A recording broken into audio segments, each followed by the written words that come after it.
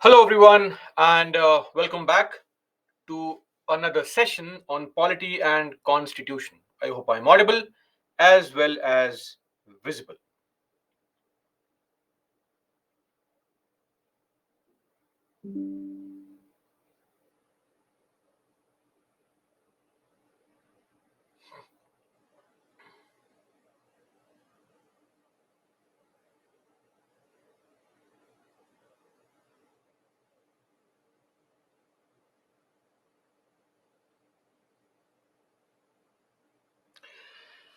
Good evening, everyone. Good evening. Good evening.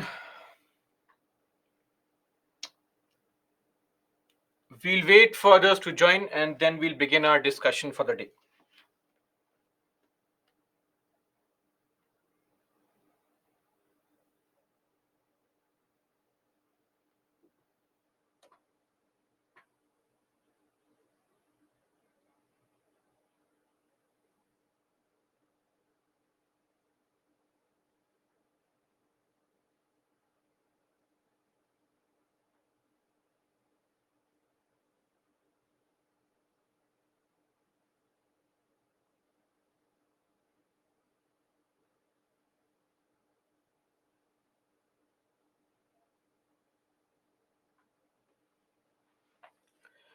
Okay.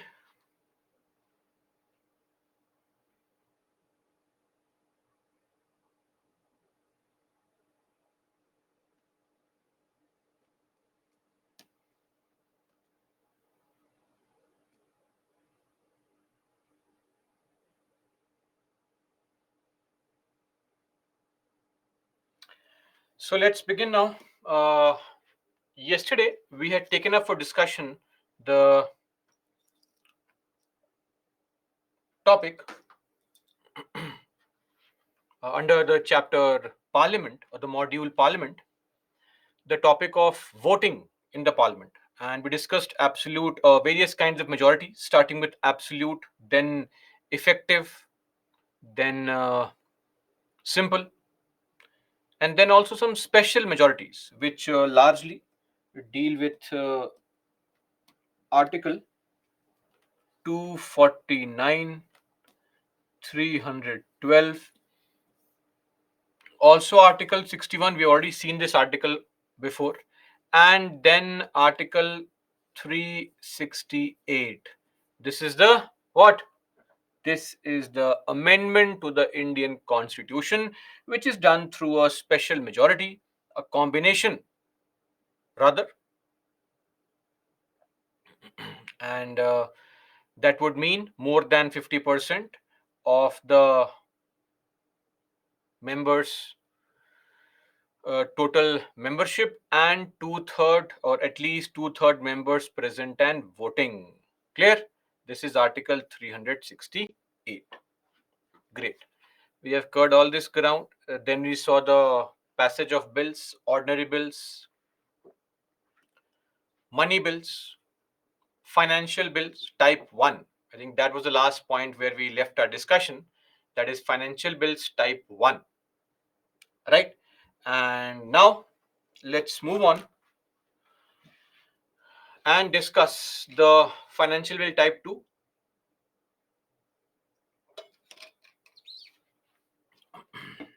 and also other topics at hand. Any doubts? Ashay, why effective majority only in Rajya Sabha, not in Lok Sabha? For which person, Ashay? Don't write random questions. Are you talking about Article 67B, the removal of the Vice President? If that's the case, I'll assume that's the case. Then the VP acts as a chairman of Rajya Sabha, and since he or she is a chairman of Rajya Sabha, that's the reason why we have the process of removal with a slightly difficult majority in the Rajya Sabha, because all presiding officers are removed in that house through an effective majority only. And since the VP has no such task to perform for Lok Sabha, hence a simple majority in the Lok Sabha. Okay. Pranay, it is totally dependent on the Prime Minister, the government. Sahil on its own, not possible. Lakshmi, old and new laws are mentioned in the government records, gazettes. The Gazette. TH Kendi, parliamentary committees are mentioned under Lok Sabha and Rajya Sabha rules, decided by the House collectively or the presiding officer in particular. No K. Mahesh, no. Veni, it is not some special session, it's a normal session only. But because we normally don't have a session like that, we only have 3 sessions normally. Hence, something out of the normal is being called a special session. Since it has not been held before in the recent times, right? Barring in special cases. So we don't know what is the plan of the government, what kind of bills will they bring. And I would tell you, refrain from these kind of things, it's okay. We have to wait, it's just 10 days. After 10-15 days, we'll know what happened. So don't worry. Sahil, for that, we'll have to understand federalism of our country first. That comes later on. Ankit, Rajya Sabha has no power over money bill. No, Nancy. Presiding officer never votes until and unless there is a tie.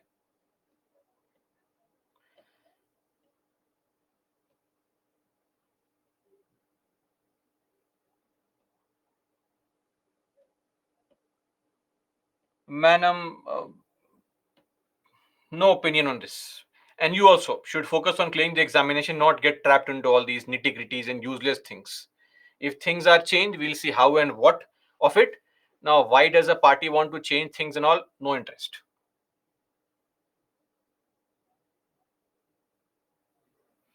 Bhuvnesh, Article 249. Yes, sir, it is there. Please see the article.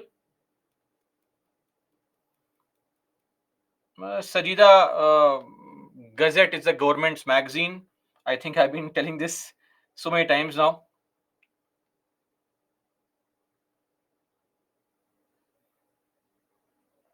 No, Akash, they don't.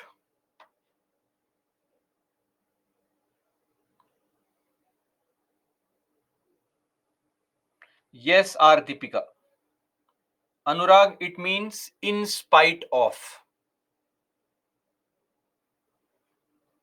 Mayank Vadwani, I had explained this at least 4 or 5 times, that I gave the example of yourself also. If you are ill and are unable to go to your school, you are absent from school. But if you have been thrown out of the school, you have been rusticated, removed from school, your seat becomes vacant. Okay, difference. Pihu, audit means to evaluate the financial transactions of the government. Yes, Anushka. Yes, Divyanshi. Afreed Bhasha, yes. NHD SWAM. There is no such provision for a special session. There is no such condition for any such session. It is all up to the presiding officer.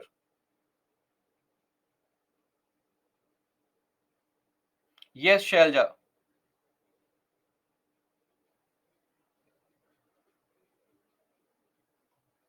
Yes, Abhishek.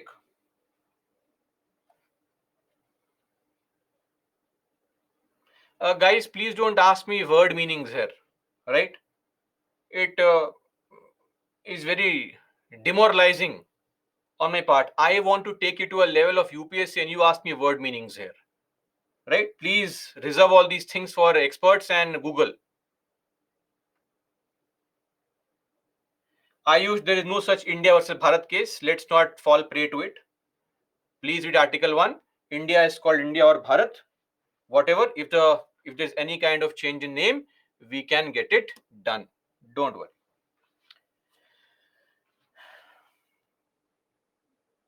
Uh, Prem Kumar, the changes will be there accordingly and training is done accordingly. So it is of no concern to us largely. The prerogative is to for them to know the new laws, not for us. That is the case with any new law passed. Article 113, Raja. Amritansh will discuss this later on. There are certain disqualifications from voting. When you study RPA, we'll explain that.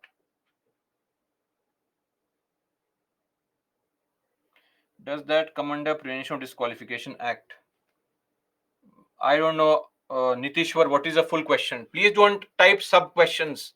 Type a full question in one question only.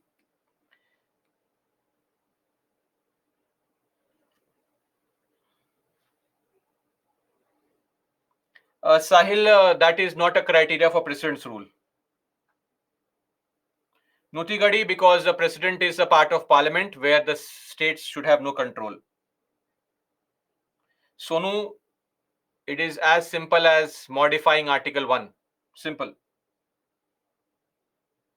Anurag, those two are different laws. Abhishek, see the yesterday's video for this. No doubts now?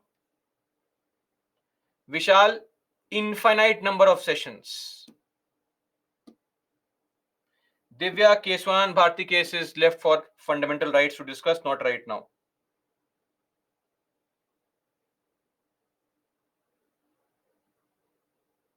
Article 1, Nandakumar. Prachuria, it's Article 100, Clause 1. Okay. Enough now. I have tried to address all your questions which were there, which I felt were logical or illogical. Now, let's move on because this can never end. It's an unending thing. The same 7-8 people keep on asking questions of largely which I have taught or said in the class. So, and once and for all, two things. Point number one, this India and Bharat controversy. I know a lot of you are enthusiastic in reading the newspaper and stuff. That's great. But the idea for you right now is to clear the examination. Don't fall prey to all this nonsensical news. Daily update on what is happening. Are we clear? If you want to clear the examination, if you want to randomly impress your friends, then be my guest, but don't disturb the class by asking these things. Okay? Once and for all, let me tell you, this is beyond the competence of us right now. Until and unless a bill is placed in the House, I cannot debate on it. I can't discuss on it. It's a public platform, a forum, open forum, right? So let's not get into controversial matters and comment on parties and their behavior. Number one. Number two, as far as one nation, one election is concerned, we will be covering that topic later on under elections. A question in UPSC has already been asked on the topic in 2015 only, right? So the idea being that it won't be asked again. Nevertheless, I have mentioned one video link which was recorded by Baiju Sumin. I recorded it last year, I believe. So you can watch this link and see the understanding and explanation of one nation, one election. I've discussed every facet of it on what is the good, what is the bad, what can be challenge, limitation. So please watch the video if you have interest in knowing it genuinely. If you want to just know one point to impress your friends, sorry, this may not be the right place. Okay? This is the YouTube link for that. So I hope both these doubts and queries have been addressed. Clear? So please do not uh, disrupt the chat section by posting these two queries. Something beyond that, which has not been asked in the examination, feel free. And I don't really want to also address one more query. Is monthly magazine reading important or not? See, I have told you what I feel is important for you to read. You have your own life. You are best. I mean, you know what is best for you. If you want to read it, good for you. If not, you are free to waste your time. According to me, it is extremely important, and that is what is solely important. Plus, Yojana Kurukshetra. Somebody does not want to, feel free. But don't keep on asking all these questions again and again. It makes you appear very silly. That's something that has been told for the past 10 days. Suddenly, I won't be changing my notion on that, right? So let's utilize this time to ask genuine questions about the topics. Okay? Haji Bhavna, what is answer? And don't mention this answer, please, and all. You type a question only. Mayank Wadhwani, so can it happen that not all members of Lok Sabha Rajya Sabha be present as well as voting? Yes, it can happen.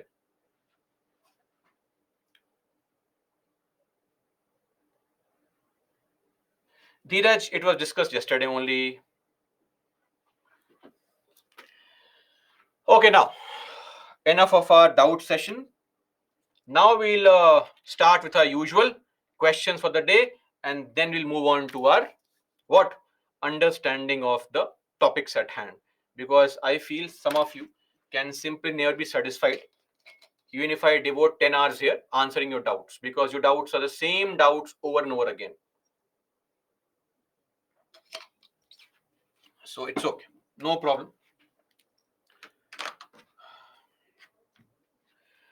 So first question for the day, I think you know the deal. The time 45 seconds. Please mark your answer accordingly.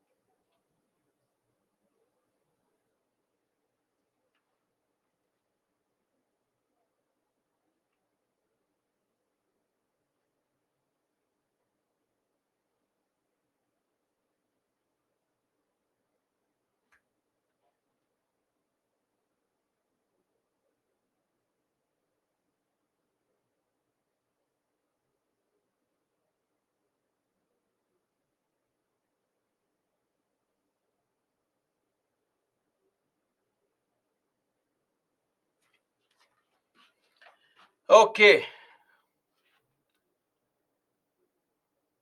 So I hope these questions every day showcase the reality where some of you stand, right? It's a very sad state of affairs that this is what I get as a response when I ask questions, right? Something that was taught yesterday. So how effective is the revision going on is clearly seen, right? I don't know how others are treating you, but there's no respect from my side for some people who mark this also as wrong. Most simple questions being asked every day, and still I am waiting for people to mark the right answer. Incorrect. Firstly, right? Okay. Which statement is incorrect? Rajya Sabha alone can authorize the parliament. Under Article 249, tell me, can Rajya Sabha alone do it? Yes, of course. Correct. Such authorization shall remain in force only for 1 year at a time. Yes, correct. The parliament is not bound to make laws. Yes, the parliament may make laws. May not make laws. Correct. Laws made by parliament under such an authorization end as soon as the authorization comes to an end. Okay. So this is where it is wrong. Laws made by parliament under such authorization end not as soon as, after 6 months. 6 months after the end of authorization. So actually D was a wrong statement and hence the right answer, because we had to find out incorrect.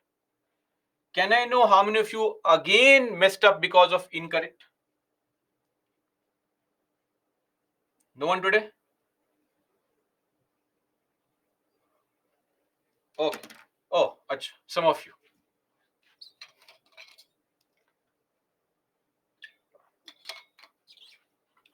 Guys, just 5 seconds more. Focus on the keyword. Okay? We have had now 7-8 days. I don't want you to make a mistake on this again. Okay. Moving on now to the second question.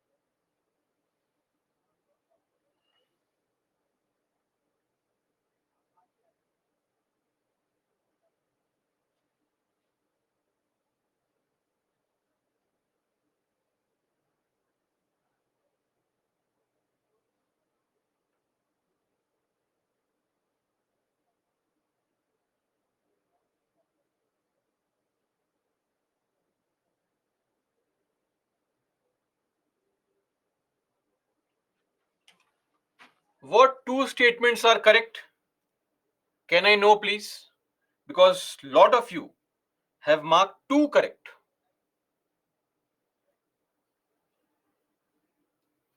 It can only be introduced in the Lok Sabha. This is correct.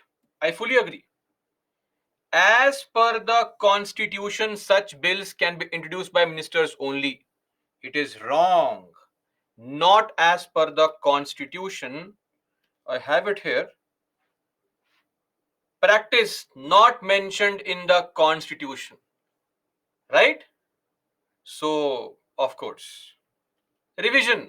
It boils down to the same old story. Revision. The president shall give assent to such bills in 14 days. I think we had seen a question like this, that there is no time frame for the president to give his assent anywhere. It is not mentioned. This is for the Rajya Sabha. Rajya Sabha needs to pass it in 14 days. And anyway, I hope now you understand. This is also wrong. A, only one. Okay. Moving on to the third question. Please mark the answer.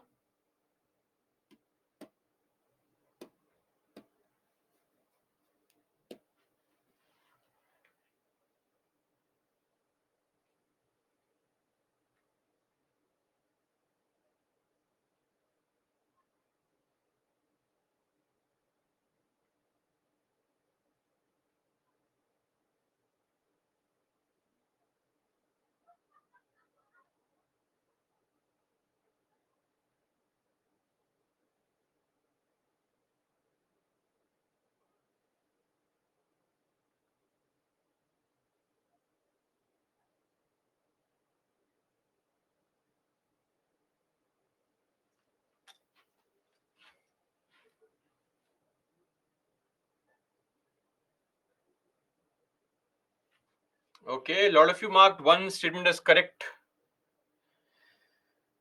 Then some of you have two statements as correct. Constitutional amendment bills can only be introduced by a minister. We saw yesterday it can be introduced by anybody. In fact, I had specially shown a photograph where it was a bill introduced by a non-minister, a private member. Wrong. The president can only exercise suspensive veto. President cannot exercise any kind of veto in case of such bills, and that is through which amendment act?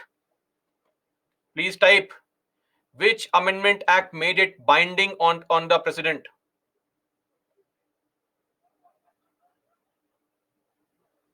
Okay, very good.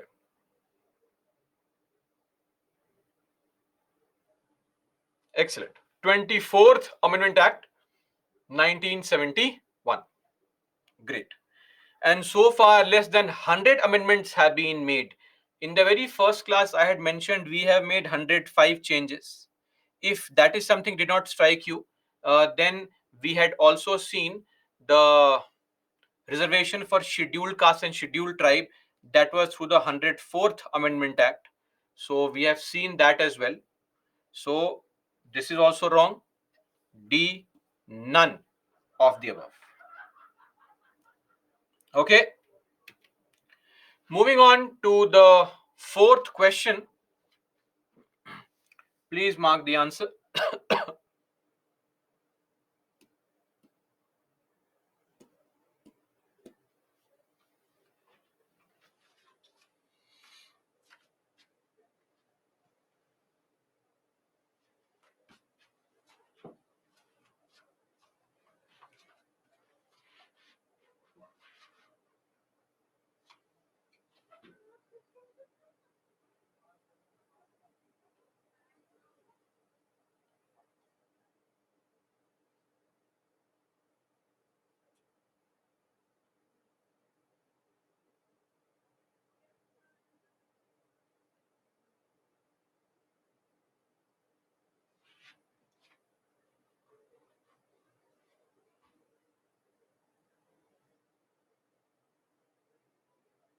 Okay, great. Firstly, I hope you have all seen this incorrect.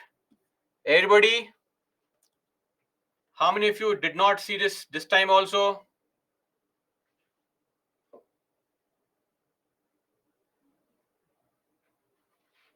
Okay.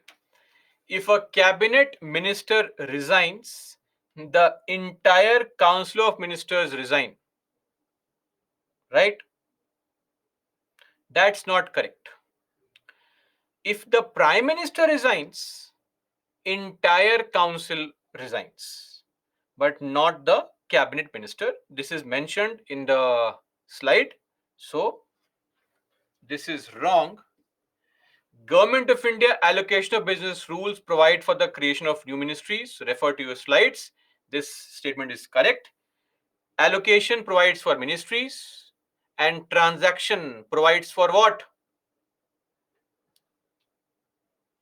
Very good. Cabinet committees, CCs. Excellent. So 2 is correct, 1 is wrong. The right answer is A, 1 only. And last question for the day. I'll give you a minute for this. Let's see how many of you get this right.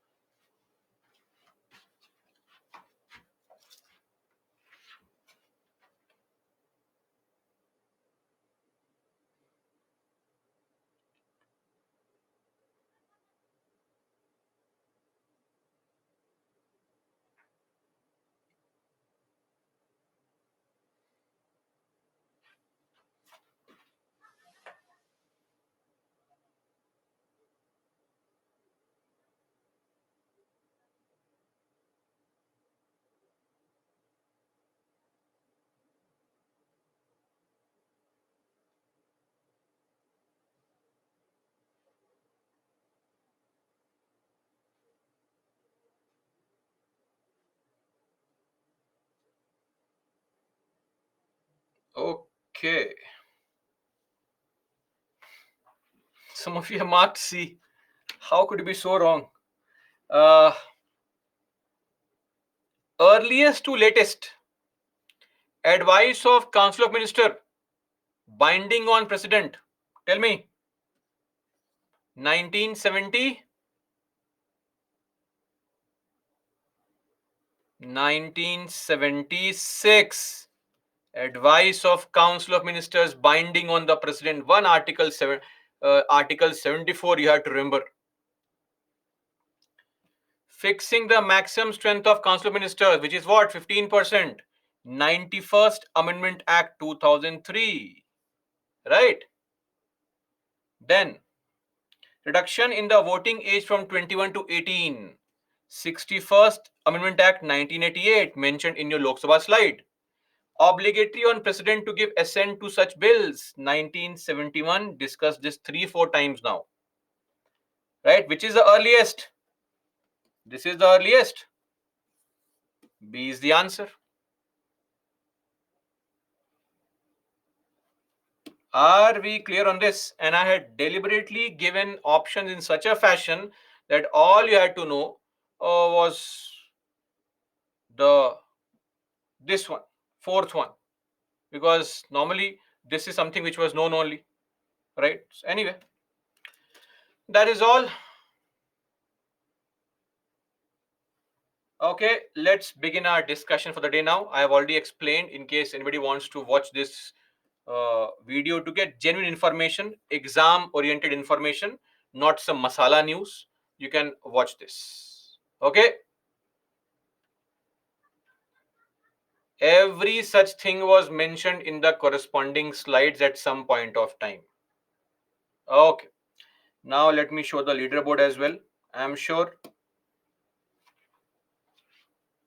Okay, Nikhil, Sameer, TH Kendi, Anita, Khushi, Kartikeyan, Anurag, Poonam, Nikki, Basu, Deepankar, Kirtana,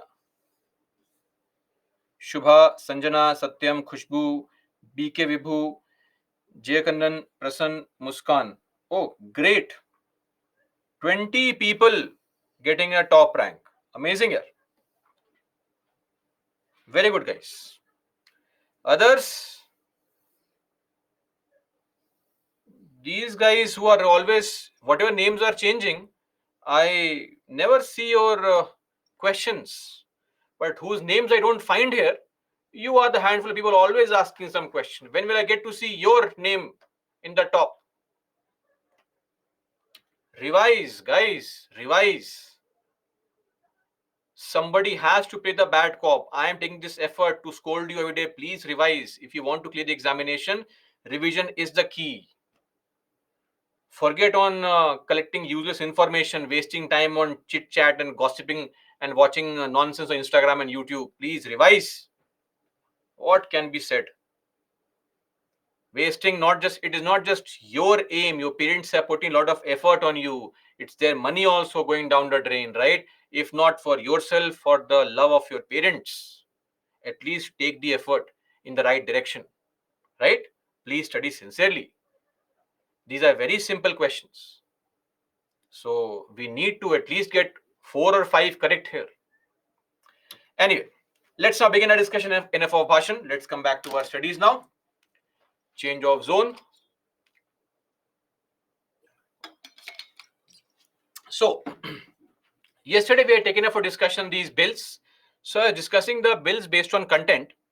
So remember, we saw the passage of ordinary bills. We saw the passage of financial bills, but type 1 only. Type 1 only. And we'll see type 2 today.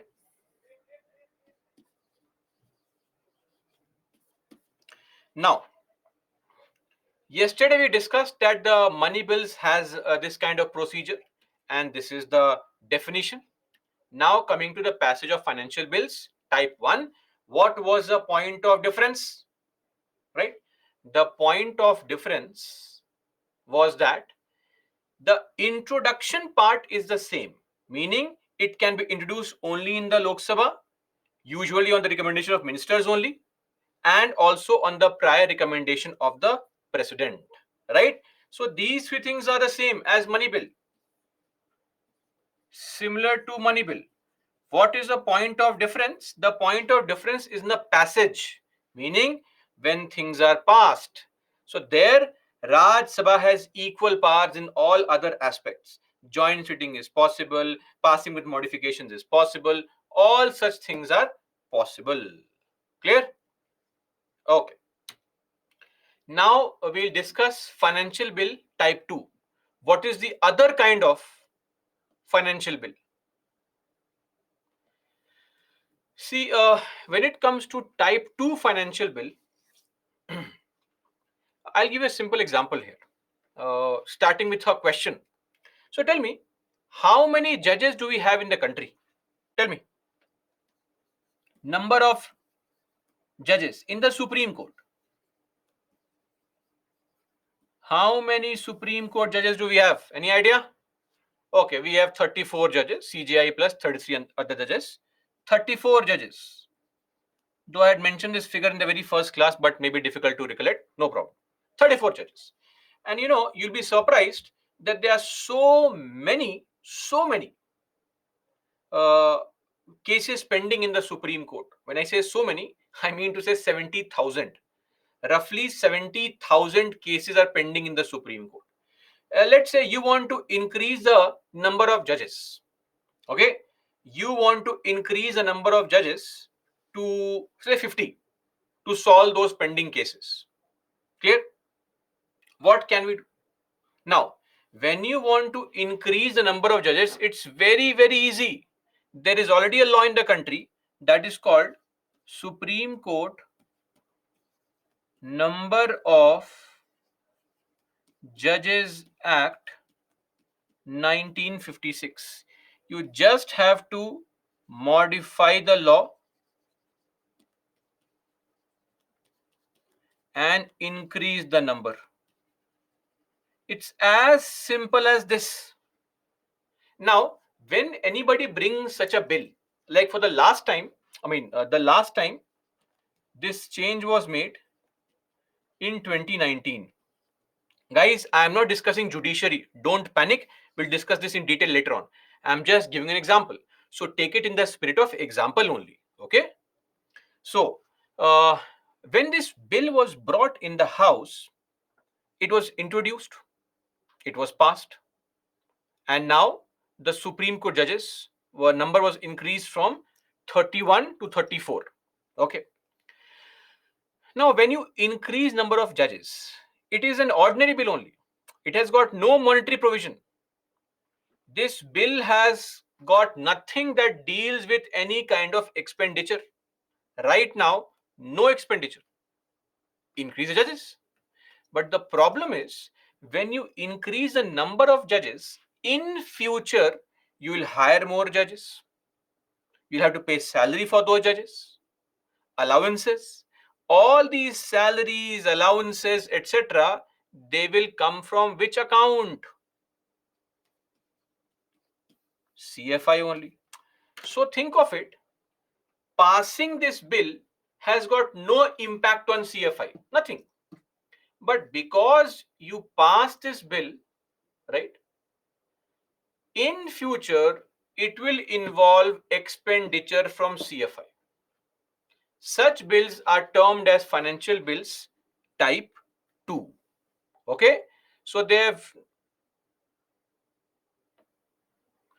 have no such impact on the CFI right now, the Consolidated Fund of India right now, but in future they are going to uh,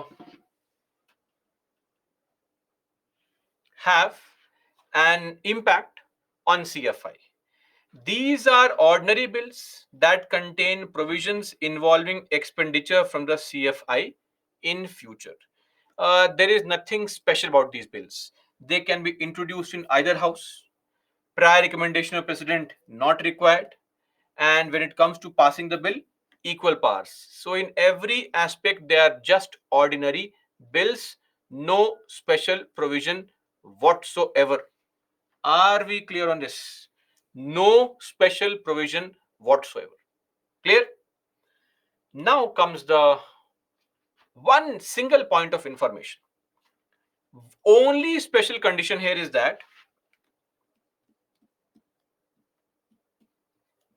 for second reading,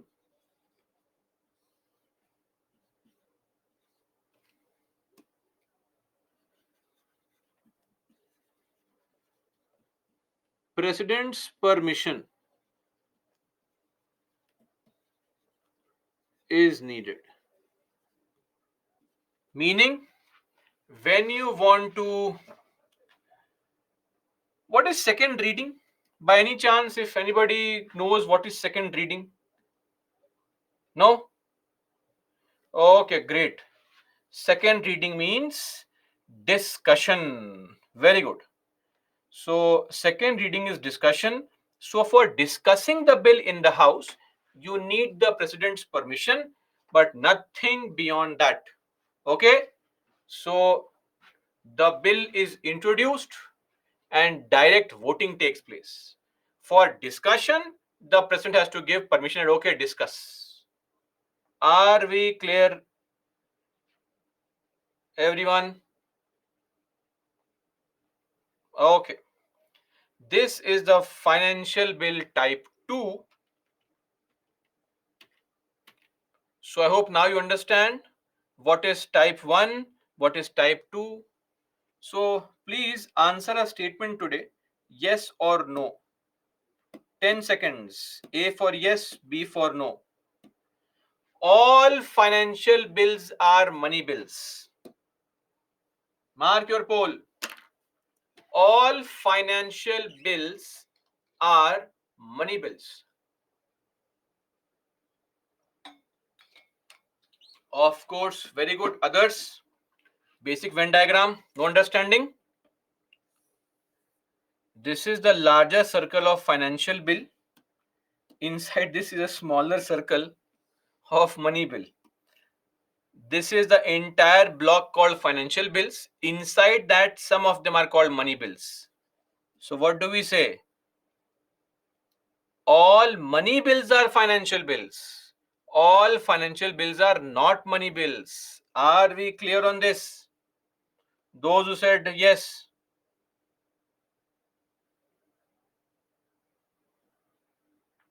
Okay. That's it. We are done with these type of bills. Let's now look at one small point before we move further. Whenever the session of a house comes to an end, when I say session, so I mean, what is that? Prorogation.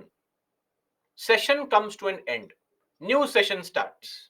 What happens to the pending things? If I was discussing any bill, think of it like this. Today we are discussing some topic. If we end this today, we meet tomorrow, I take up the topic we discussed previously and start from there. Just like that. If the monsoon session is over, when the houses meet in the next session, the bills are kept there only. The houses come, MPs come, start discussing the bills. But when the house gets dissolved, firstly, which house gets dissolved? Lok Sabha or Rajya Sabha? Tell me, which house gets dissolved? Okay, thankfully, this is cent percent, I believe. Yes. Oh, some of you have mentioned Rajya Sabha. So, okay. So, Lok Sabha gets dissolved, not a Rajya Sabha. All right. Okay. So, when the Lok Sabha gets dissolved, what happens? What happens is every bill that is pending in the Lok Sabha, which was present there, discussion is going on, all the bills are thrown away. Remember your last day in every semester in school and college, right? And last day in college, last examination, then you throw all the notes. In your mid-sem examinations, you don't throw the notes because notes are required for the end year examination. But when the exam is over, you throw all the notes, not the ones who are going to get a back, of course, you have to keep it, but others would throw it, right? So, same thing here. WRT with respect to N. Siva sir. I think you have asked this twice now. What, sir? What are we teaching? What is the doubt? What is going to happen, sir? Right? So, okay, don't go back to your school days and all. Relax. Come back here again. So, the same thing happens when the houses, when the Lok Sabha is dissolved, tenure is over, all the bills pending in Lok Sabha are thrown away in the dustbin. Think of it. So, when the new Lok Sabha comes, it has to start from scratch, meaning again the same drama of notice has to be given 7 day, 30 day. Again, somebody has to introduce, again, somebody has to, discuss committees, etc. All that starts again. But nothing happens when the sessions come to an end. Now, a bill pending in the Lok Sabha lapses, ends, dead, is dead, is thrown away. Whether it was originating in Lok Sabha or it was transmitted to it by Rajya Sabha, whether Rajya Sabha passed a bill and sent it there or the bill was introduced in the Lok Sabha only, dead, all thrown away. Not just this, any bill that Lok Sabha has passed and has been sent to Rajya Sabha and is pending there, that's also dead, thrown away. So think of it like this. So I gave this example in one batch, and somebody asked, "Sir, what is this?" So I'm very afraid to make this statement, but let me take a with a very strong heart tell you just for you to understand. So what we normally say in just a very lighter vein is that whatever bill Lok Sabha has seen with its dirty eyes, those bills are over, dead. Now, it is just a way of saying that if the bill has been seen by Lok Sabha, the bill is dead. Don't ask me what is dirty eyes because I get these doubts in mail also. Sir, what is dirty eyes? Right? So, I don't want to see that again. So, it is just a way to explain things. Are we clear?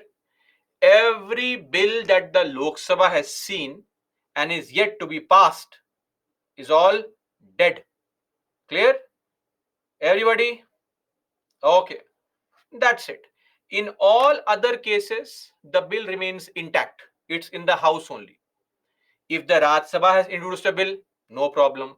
If the bill is pending in Rajya Sabha only, not seen by Lok Sabha, no problem. If the bill has been passed and is sent to the president for signature, no problem. If both houses are fighting, joint sitting has been called, no problem. In all other cases, the bill will not lapse. In only these two cases, the bill lapses. Clear?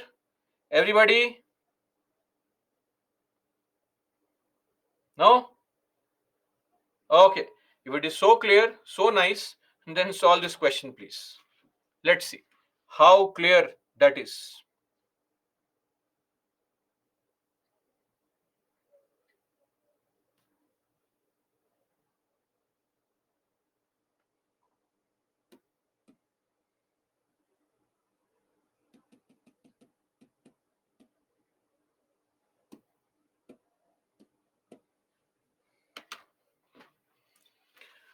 Oh, Sanchit is back.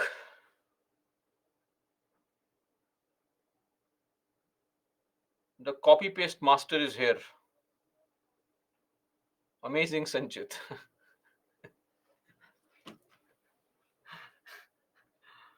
Oh, hilarious here. Amazing.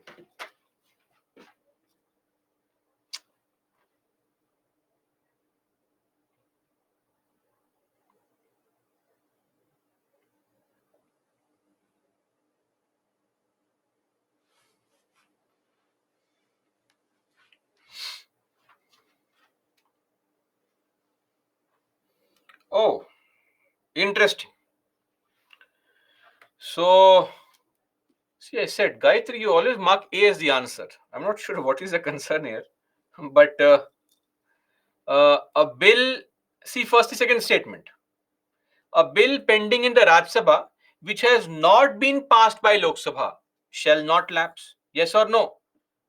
The bill which is pending in Rajya Sabha but has not seen by Lok Sabha will not lapse. Absolutely correct. It is only that a bill passed by Lok Sabha but pending in Rajya Sabha lapses. A bill pending in Rajya Sabha not passed by Lok Sabha will not lapse. Why? Because the bill has not been seen with the dirty eyes of Lok Sabha. Correct. Now, guys, please tell me, did I not tell you if your mid semester examinations are over, you don't throw your notes away? Don't do it. You keep the notes. When the session is over, nothing happens. The bills are intact. What is meant by prorogation? Please tell me. What is prorogation? It means end of session, right? House is not dissolved. And please tell me who will prorogue the session? Tell me. Who prorogues the session? Session is prorogued by, very good, president, not the presiding officer. Presiding officer will only adjourn the sitting. Sessions are prorogued by the president. Very good. So a bill pending in Lok Sabha lapses, nothing happens to the bill. On prorogation, the bill remains intact. Somebody is saying House end of Lok Sabha and Rajya Sabha. No, no, no. Please don't use this word. House end of Lok Sabha and Rajya Sabha. No. What is this and? Rajya Sabha and Lok Sabha, the session comes to an end. The dissolution or the end of the House, that is only for Lok Sabha. Choice of words very important. So the answer is what? B2 only. Done. Solve one more question. This question is asked in 2023.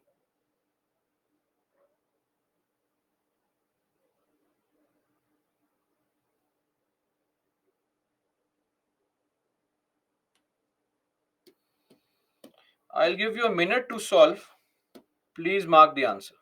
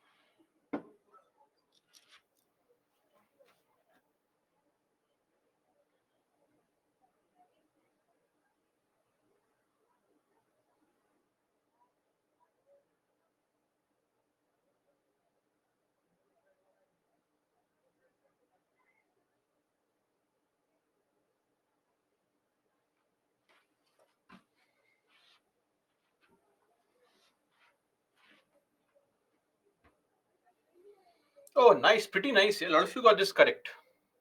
Great. Some of you, of course, got slightly confused here. See,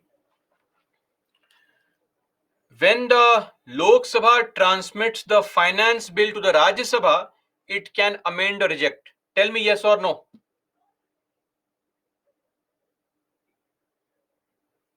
Yes, of course.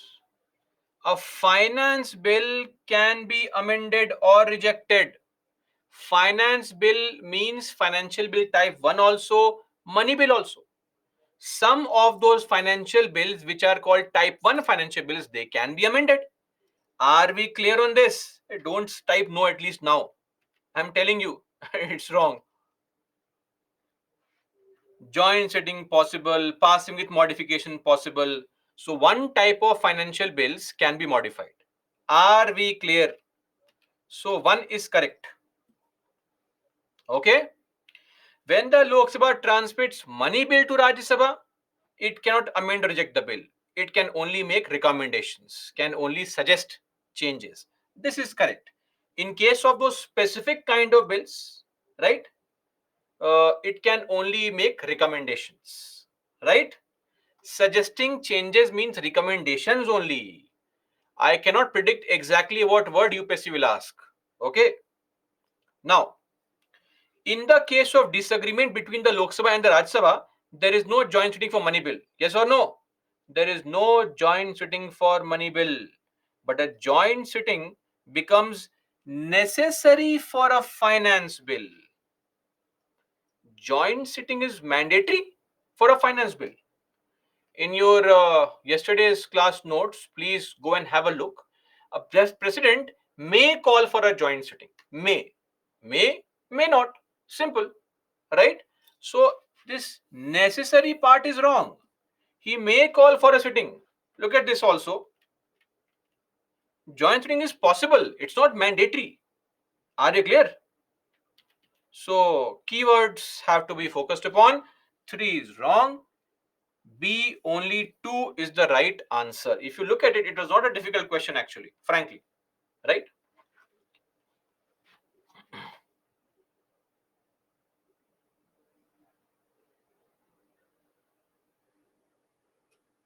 Mayank Wadhwani, sir, where it is written that Rajya Sabha can reject finance bill? Sir, I am telling you, Rajya Sabha has equal powers in all other aspects with respect to passage. Please go and look at the ordinary bill, the concept of passage of bills. You will find it mentioned there. Right, Mayank Wadhwani ji? It's mentioned there. Are we clear on this? Everybody? Now, let me tell you something very interesting about this, which nobody observed. And this is a learning experience for you that UPSC also is not very accurate. You know, if you observe the words carefully, what is this? Finance bill. What have you been studying? What have you been studying? Financial bill, right? So, can you understand the difference? Right now, some of you who have not studied budget, you will think, oh, it's the same thing, right? No, it is not the same thing. Actually, finance bill is the in taxation part of money bill, the budget. Finance bill is actually money bill only. So it's a very poor choice of words on the part of UPSC. They should have used the correct term, financial. This is the correct term used to be used. But sadly, UPSC used finance bill. And if you use this as in the true meaning of finance bill, it is actually money bill. The other name for money bill is a finance bill. So what is the difference between money bill and money bill? That will not make any sense actually, right? But anyway, these things are there. They will happen in the examination hall, right? So don't panic. Always apply common sense. Clear? Okay.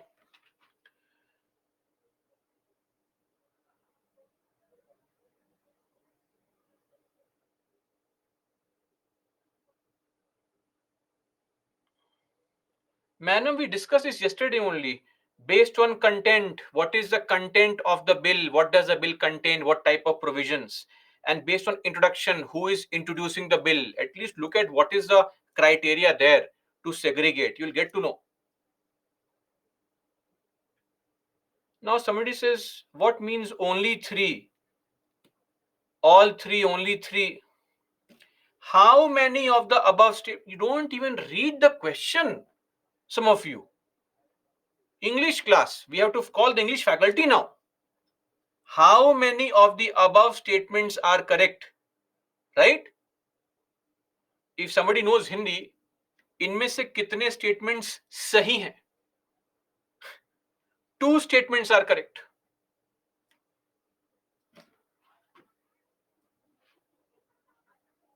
Of course, Ashay. I would know.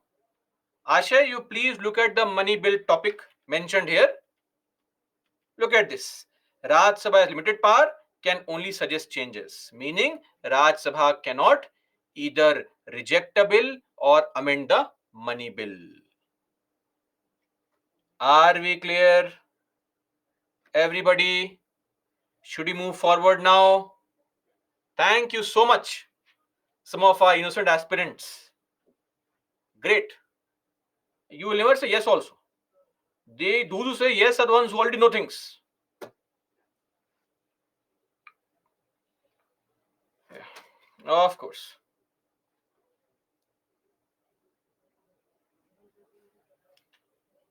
Yes, yes, Lakshmi, same meaning. This was a question of UPSC. I have not made this question. UPSC made this. We have to fight with UPSC. Why only three? Write all three. Ignore all this. Okay. Now coming to parliamentary proceedings. Parliamentary proceedings. So in the previous classes, we have been looking at this topic again and again. That the real role of the MPs is to question the government, right? So our current government does not like to answer questions and all, frankly, right? I mean, of course, they love to answer questions of foreign media and all. Foreign media, it's nice. Indian media, of course, in their side only. Why to answer questions, right? So the real role of every parliamentarian or every legislator is what? To ask questions, right? Get information. How else would the people get information? If the government responds in the house, on the floor of the house. So for that, we have some tools: question hour, 0 hour, and half an hour discussion. So if you remember the timeline, which I highly doubt some of you would remember, but still others who remember, the house starts very early at 11 a.m. and from 11 to 12 we have question hour. From 12 to 1 we have 0 hour. Then from 1 to 2 p.m., our MPs are old people, right? They get tired. Like some of you get tired after sitting in the house and enjoying for 1.5 hours, get tired. They also get tired. And then after lunch, when they come, this is where you have the legislative work. I would have wanted to write business here, but if I write business, some of you would say, sir, what business? Which business of government? So, legislative work. It is in this duration that all the bills are passed, discussed, etc. 2 to 6 p.m. Now, a small point to observe. Since 2014, Raj Sabha follows the exact opposite pattern. Okay, that is 11 to 12, they have 0 hour, and 12 to 1, they have question hour.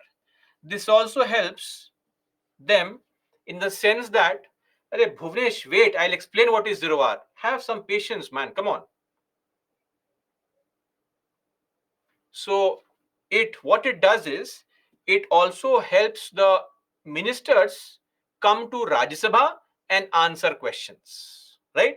So this timing has been changed for Rajya Sabha. They have done it on their own. These things are not mentioned in the constitution. Are we clear? Don't ask me which article, because there is no article for all these things. Now, let's firstly understand what is question hour. The very first hour in the parliament is called the question hour. So, couple of basic things first. What's the reason? What's the purpose? What's the logic of having question hour? This question hour is a time given to all the MPs to elicit, get, obtain. I am telling you the meaning of this word elicit. Please pay attention. To get, to obtain.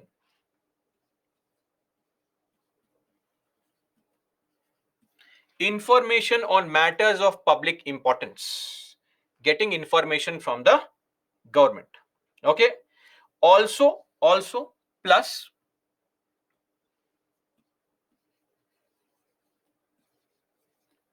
keep the government in check and hold it accountable. Hold it accountable. That's there. Now, the idea is that this is the hour which the MPs use to inquire about the government's views on various issues, its policy inclination, what steps are being done, taken, etc. So, three types of questions can be asked. Short notice is rarely used. It is not being used. In the last 10-15 years, we have never used short notice question. So, what we use is starred question, starred or unstarred. Starred question is called starred because in front of this question, star asterisk mark is there. They are called starred question. Now, they are also referred to as green paper questions. Why? Because they are printed on a green piece of paper. So somebody who tries to act very over smart can also say, oh, green paper questions. He or she is referring to this only, green paper questions. Anyway, now, what is a starred question? When you want to ask a question verbally, orally, that is called a starred question. When you ask a question verbally or orally in the house, the minister has to respond also orally or verbally. There only. You ask and they respond. Starred question. Are we clear on this? Now, per MP, maximum 5 per MP. So every MP can give notice that I want to ask. You can give notice for 5 questions only, right? Not more than that. Now what happens is, you cannot immediately get a response for these questions, right? It's not that some question are like your classroom, you ask any stupid question and the faculty responds. No, you have to ask this question 15 days beforehand. Are we clear? 15 days beforehand. This is minimum.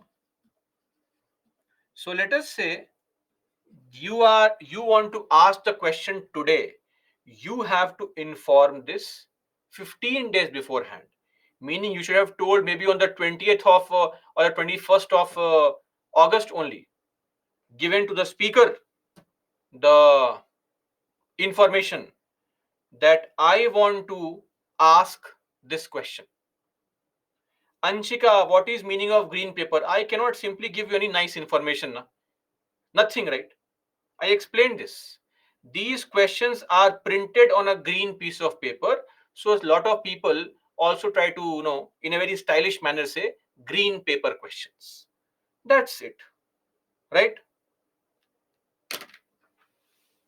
Okay. Now 15 days of time is given.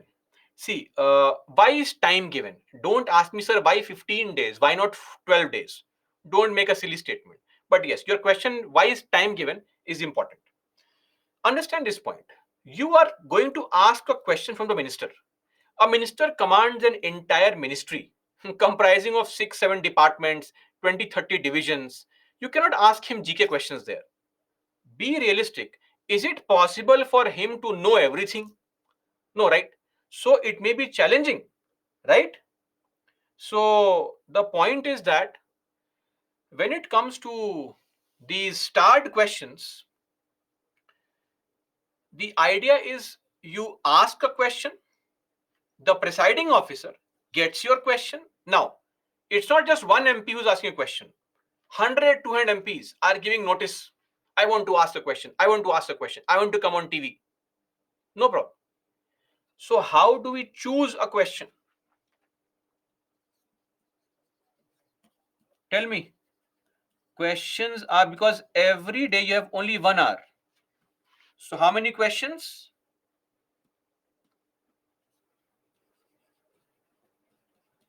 Maximum 20 questions per day. So, 20 questions are set. Are we clear? 20 questions. Questions are chosen by lottery system.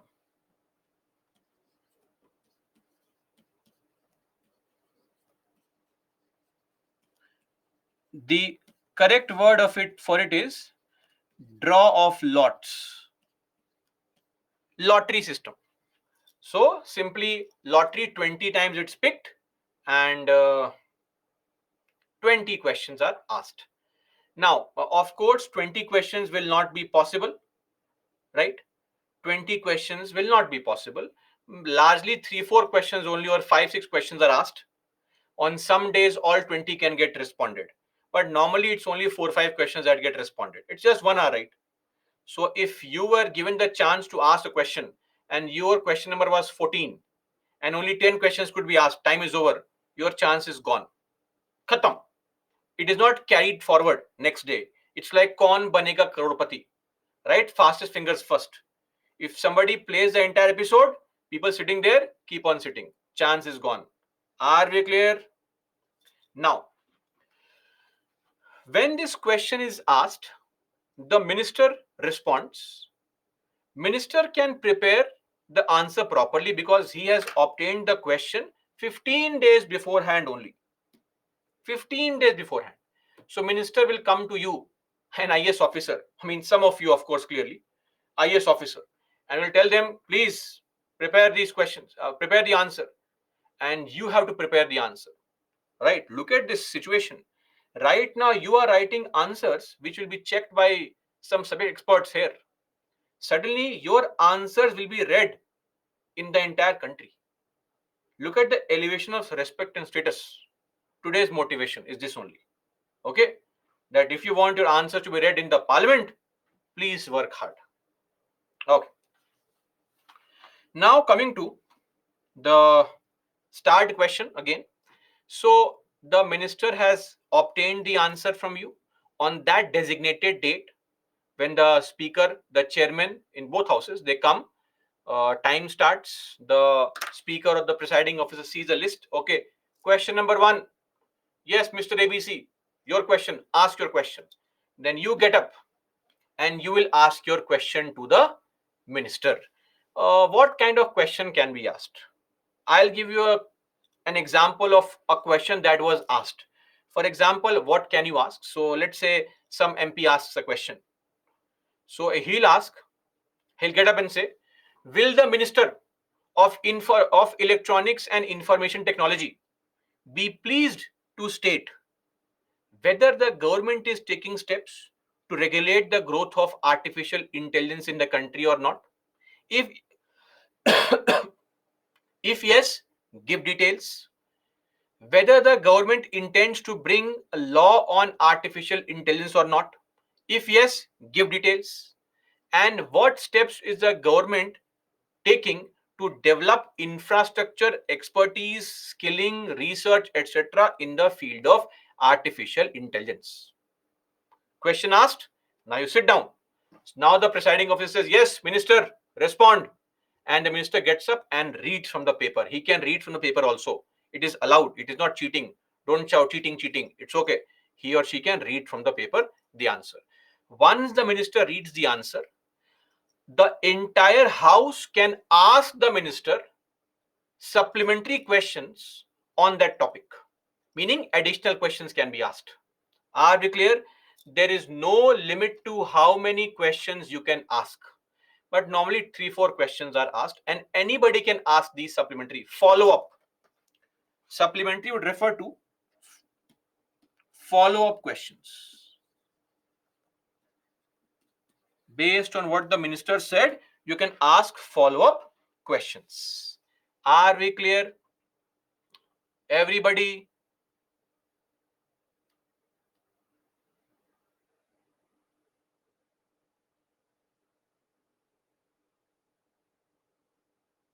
Okay. So this is with respect to the Shreyansh quick summary. Or I'm still between the topic. I'm still inside the topic. I've not even finished the topic. What will happen to you, yaar? I mean, what is this, guys? Okay. So this is how a starred question is asked. Clear? There is no limit whatsoever to the type of questions you can ask. But of course, if you ask any kind of question which is personal, that please, will the minister for home affairs be pleased to inform what he had for lunch 15 days ago? Sorry, nonsense. Don't ask these personal questions. You please stay on the topic. Like some of you ask these kind of questions here also, right? Okay. Are we clear? This is what is a starred question. Clear? So normally follow-up questions are asked on the spot. On the spot. And there is no limit to it. But because other 19 people are waiting with their questions, so you have to limit it. Don't keep on allowing people to ask questions. Otherwise, the other people will never get a chance only. Clear? Okay. This is a start question. Minimum 15 days time. Now don't ask me, sir, maximum. There is no time limit because your question may never be chosen also. If you are that unlucky person, your question will never be chosen. Clear? Bhuvnesh, absolutely perfect recipe for being thrown out of the class. If this continues, this behavior, you are just the mehman of 2 or 3 more sessions from with me. And if this behavior continues, Mr. Bhuvnesh, we'll have to throw you out of the class. Okay. Mayank Badwani, ears open. I mentioned there is follow-up questions are asked on the spot. On the spot. Clear? Okay.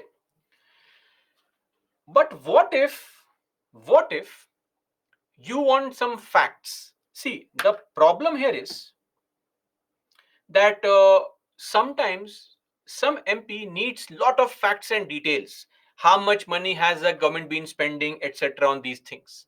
I want to know those facts. You please give me facts. Don't give me these basic kind of things, right? So what if I want to know some fact? For example, let's say somebody asks a question.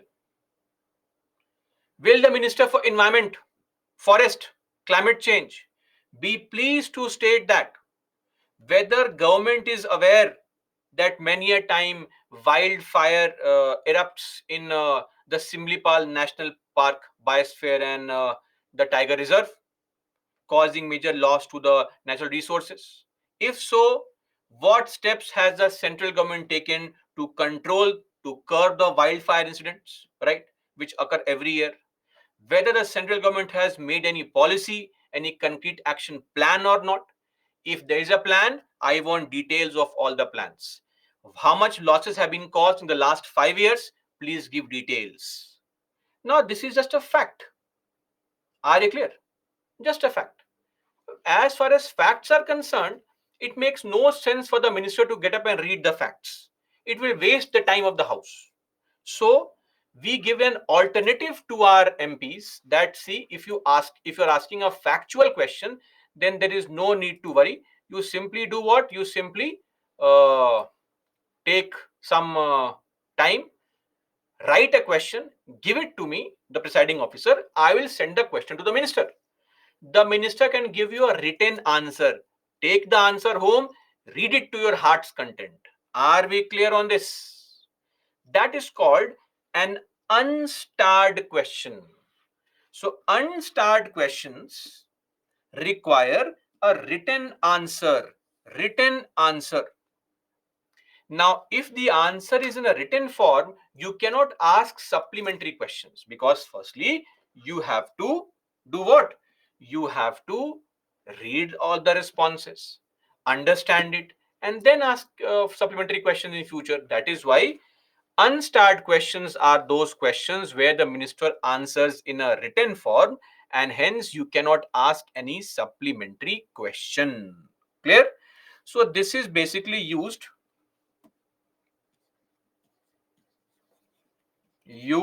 to get data or information from the minister. Clear? Now, on every day, 230 questions can be given notice for, and the minister has to respond, the various ministers. Maximum 230 per day, plus 25 other questions for states under, we have something called President's Rule. We'll discuss this later on. Sometimes in some states, center is ruling. That's called President's Rule. So if there is any such state, for those states, additional 25 questions can be asked. 230 questions notice can be given. And what happens for this? The speaker will say, the 230 questions chosen were these, and the answers have been given to the house. The concerned MPs who asked the questions, please collect your answers from the office. So you can go and collect from the office your answer in case you have asked an unstarred question. That's how it is done. Here also, it is minimum 15 days time. Are we clear? Again, I'm telling you, it is minimum 15 days time. The moment you ask a question, you give information to the presiding officer. Presiding officer will send the question to the concerned minister for him to prepare the answer. It is not on the spot, extempore. No, it is a proper time given to the minister to respond. Clear? Unstarred questions. Right? Now, one more thing. Sometimes, if you want an urgent response, then you can ask a question which will be responded to within 10 days, maximum 10 days. This is called a short notice question, where again you can ask and answer orally and the minister responds verbally to you. Here also supplementary questions, follow-up questions can be asked, but only 2 follow-up questions are allowed. Short notice questions are rarely used. Okay? In the past also, they have rarely been used. At least in the last 10-20 years, rarely used. Clear? Now, a very important piece of information. Question R does not take place on 2 occasions.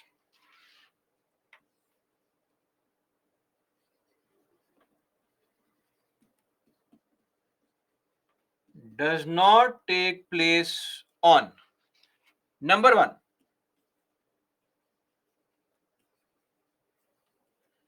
budget speech day, and number 2,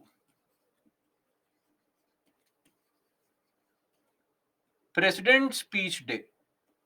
On these 2 occasions, we have no question R.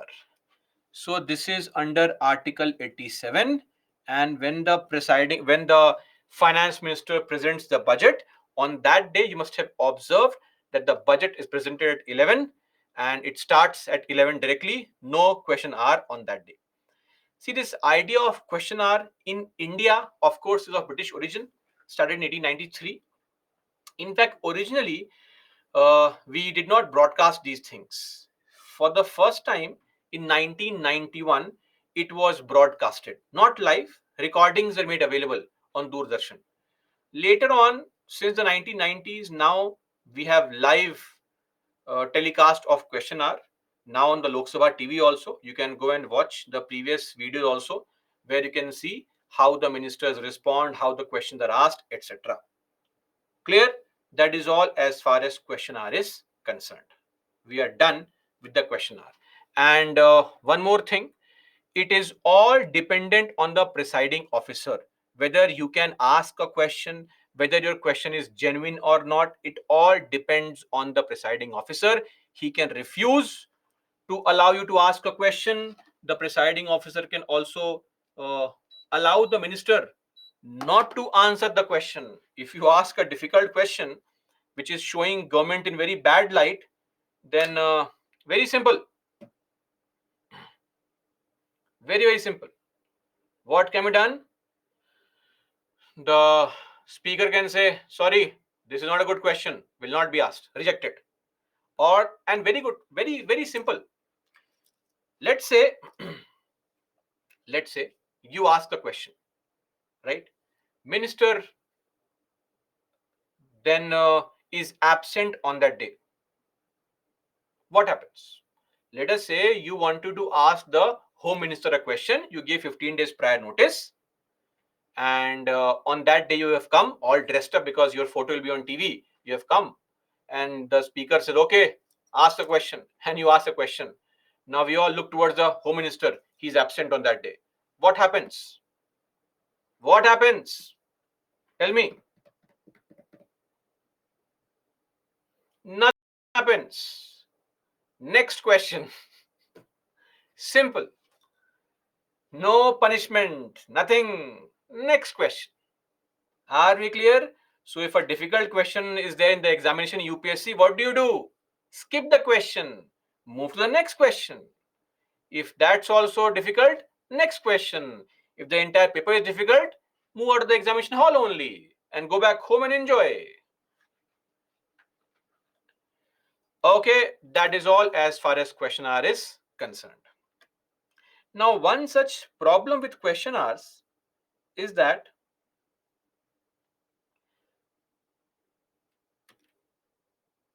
the idea of question hour is it gives ministers too much time to prepare questions and all. But sometimes we want a response immediately, right? We want response immediately. And what's that immediate response? The response would be the fact that, uh, let's say, the government should respond on the border issues with China, or you want the government to respond on the Manipur issue. You want the government to respond on the rise in price of tomatoes. We can't wait 20 days. Nonsense. These are topics which are plaguing the nation. We want a response today only. I ask you a question right now and you say 20 days later on. And what's the point of the question? Right? In 20 days, the price of tomatoes has come down now. So the point here is that we, India, thought of a unique situation that we will create a concept called zero hour. So what is zero hour? Zero hour is this concept where the MPs get a chance to ask a question. It is used to raise matters without any prior notice. Meaning, when I say no prior notice, I mean same day notice.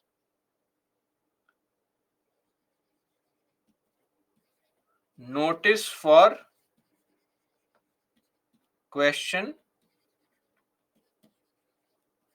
on the same day before 10 a.m. Before 10 a.m., you give notice to the presiding officer. Presiding officer will choose a few questions which he or she feels are okay and will then immediately inform the ministers that, see, these are questions which will be asked at 12 p.m. Please prepare the answer accordingly. You hardly get 1 hour of time to prepare these question answers. This is called 0 hour. The purpose is to represent people's voice in the parliament, plus ensuring the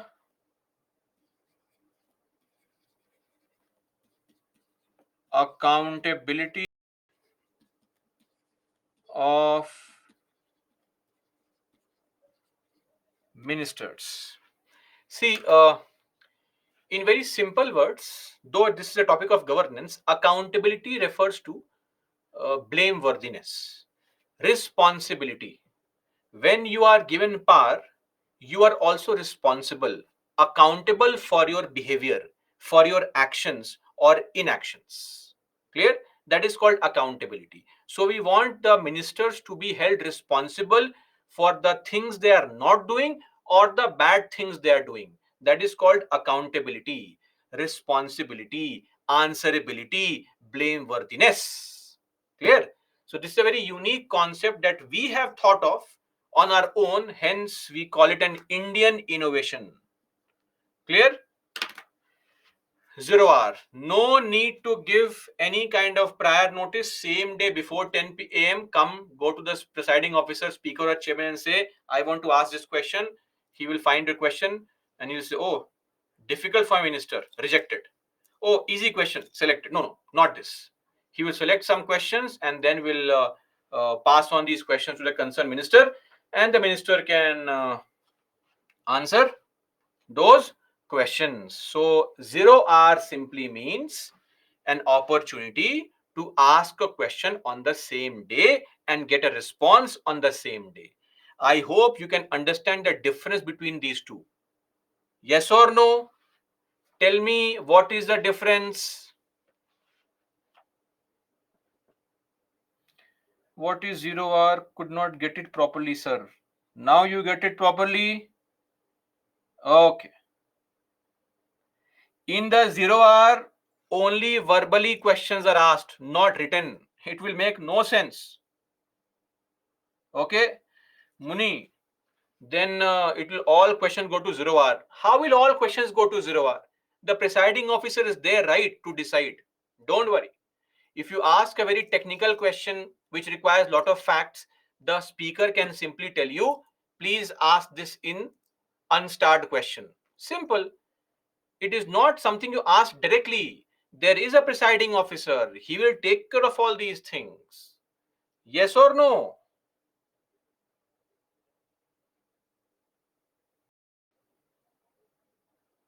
Okay.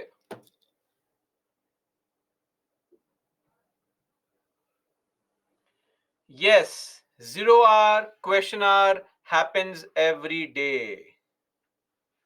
Yes, yes. Prior to the session only. At the beginning of our topic only, I said that it is not possible to answer all 20 questions. I explained to the fastest fingers first example also of KBC. Where were you when I was explaining all these things? So the point here is that there are 20 questions listed for every day in 1 hour. Of course, all 20 questions can't be answered. If they are answered, very good. If some of them are not answered, that's it. End of story. Khatam. Chance over. Tata. Bye bye. Next day, new 20 questions are there. Are we clear? And if presiding officer is biased, then you can do nothing about it. Sit and cry, protest, dharna. That's what you can do. That is why we want the presiding officer to be unbiased. There is no limit of how many questions in 0 hour. It all depends on the presiding officer, how many questions are selected. Clear? Lottery system ensures unbiased choice of questions so that every MP, young or old, junior or senior, important, unimportant, gets an opportunity to ask the question. Now, what if in the question hour the minister has responded, but you don't like the response of the minister. You feel the minister is hiding something, giving you wrong information, giving you factually incorrect information, lying. If you believe and you are not satisfied with the answer, you can again complain to presiding officer that presiding officer, I don't like his answer. Wrong answer. He is lying. He is deliberately giving me wrong facts. And he's behaving like a UPSC aspirant. I'm asking something, he's answering something else. That's possible, right? Clear, everybody? So, just like some of you, when you are asked something, you don't answer that, you keep on answering something else in the examination. So, for that, there is a separate window. That window is Monday alternate every evening. That is called half an hour discussion. Every Monday alternate from 5:30 to 6 p.m. we have what is called half an hour discussion. Monday, Wednesday, Friday. Now, please don't ask me why not Tuesday, Thursday, because this time where we can get 3 days. If you go for Tuesday, Thursday alternate, then Saturday is a holiday. This is meant for discussing a topic of question hour if the MP is not satisfied with the minister's response. Okay? Now, you have to raise a concern within 3 days. Within 3 days of the question hour. Don't come running. That speaker, in 1974 I had asked a question. Minister gave a wrong answer. Ask him to answer again. Minister is dead. Right? He cannot answer again. Within 3 days of your question hour, when the answer was given, you please come to the presiding officer and complain. And in this case also, the presiding officer will give the minister 3 days time. At least 3 days notice to minister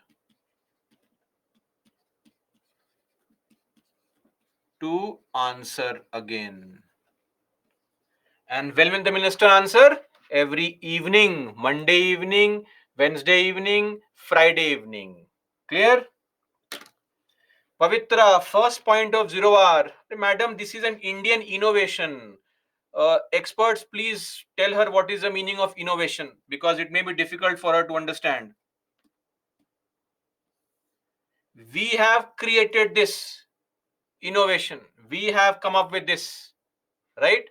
That leads to one thing. In other countries, people are giving the ministers 15 days time to respond. What if we want the minister to respond immediately? So we came up with zero hour. What is the definition of zero hour? Zero hour means the time between question hour and lunch break. That's the actual definition of zero hour. But because the Rajya Sabha has changed their timing, so we can't now call it that.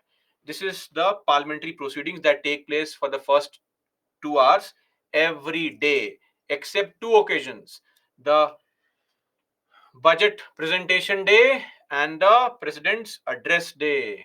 Are we clear?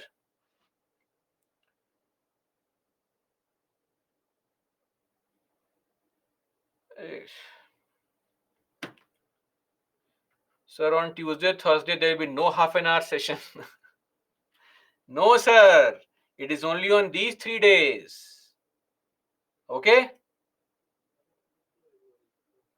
Article of zero hour.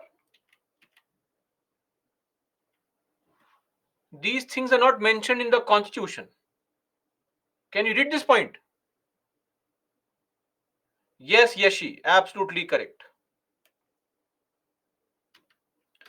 Are we clear now? Now coming to motions. What is a motion? Motion means proposal.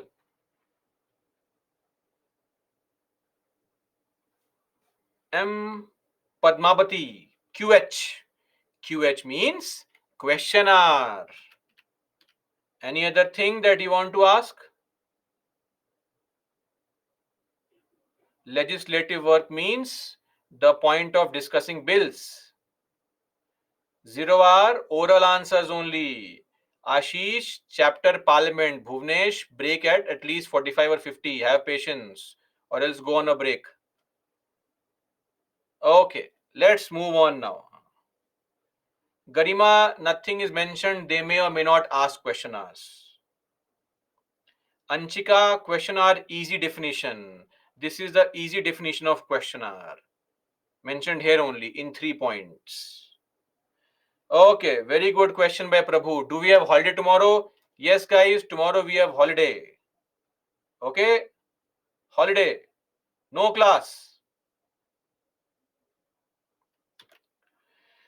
See, in the case of 0 hour, questions are asked only orally or verbally, not in written form. How can the minister prepare a written answer? Before you pose a question to me, also think some brain has to be applied when asking questions, right? And when it comes to supplementary questions in 0 hour, you are allowed to ask supplementary questions. The presiding officer decides. Okay, done. Now let's move on to motions. For other information, please see the video recorded again. I have answered everything here. Okay.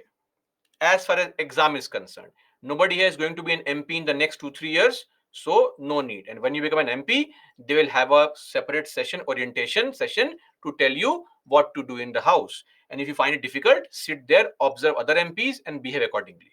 Till then, have the patience, focus on UPSC. Now, motions. What are motions? Motions are proposals. Alternative word, synonym of motion is proposal. It's the same thing. Proposals. So, motions are proposals which are brought before the house to obtain, get a decision or an opinion of the house. That is called a motion. These motions are not mentioned in the constitution. Like I said, for proceedings, it is not mentioned. These motions are also not mentioned in the constitution. Okay. So after 12 minutes, don't ask me which article. There is no article. Please pay attention. Okay. These proposals can be formal, can be informal. Formal meaning written properly. Informal, casually, asked verbally, orally. Sometimes some proposals require voting, other proposals no voting. For example, we saw uh, the introduction of bills. Yes or no? Bills. Now, how many stages are there to pass a bill? You will say, sir, 3 readings are there. First reading, second reading, and third reading. Fair enough. When I bring the bill for the first time, I call it what? Introduction. So, I am bringing a proposal in the house.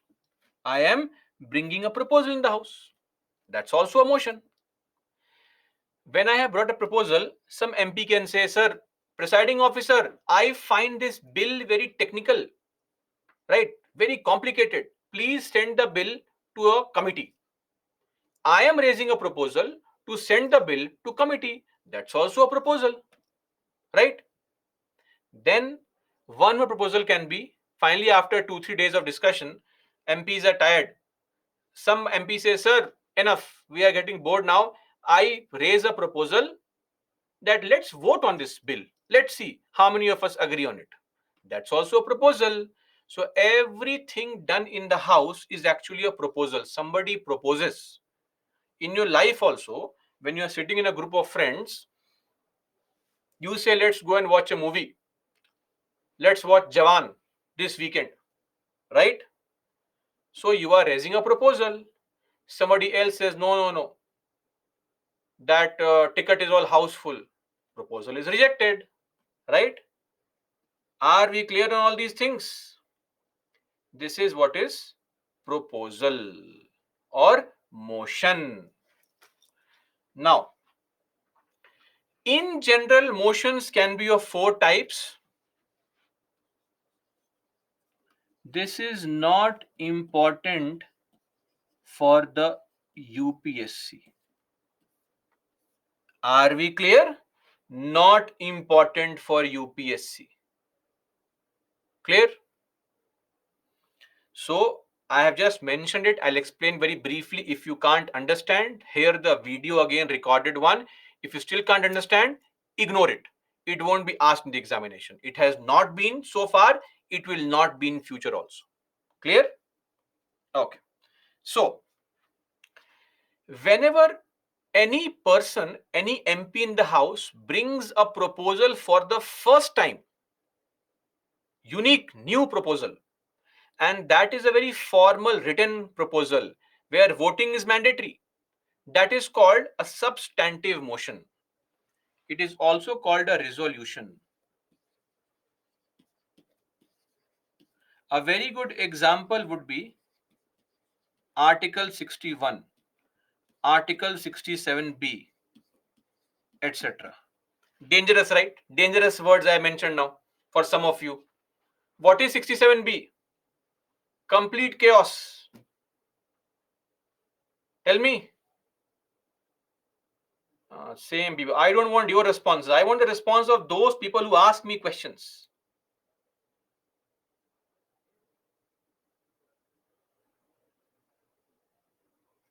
Okay. Article 67B is the removal of the vice president. Article 61 is the impeachment of the president. So here you have to give in writing why you want to remove the vice president, why you want to impeach the president, and voting is required. Without voting, this makes no sense, right?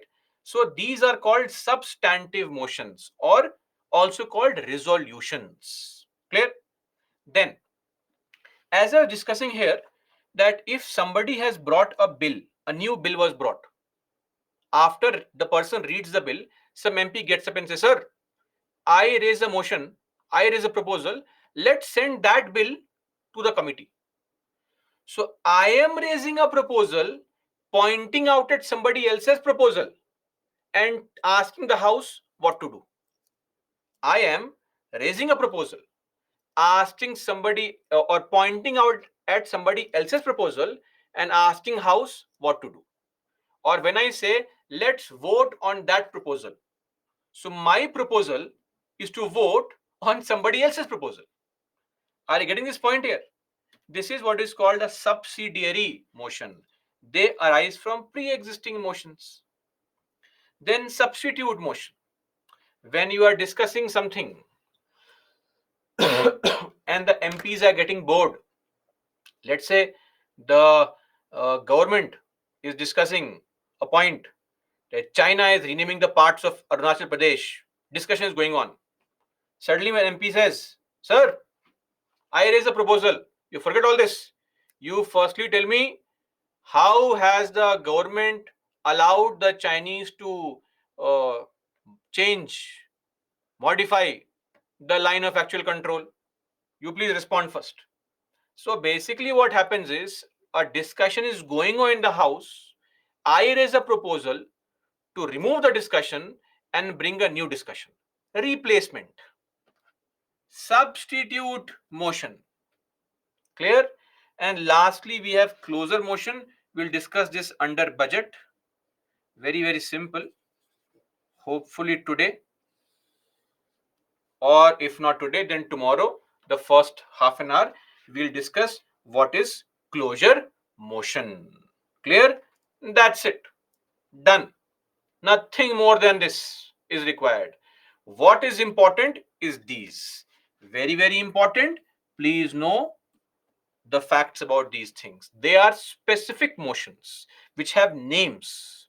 As I said, motions are not mentioned in the Constitution.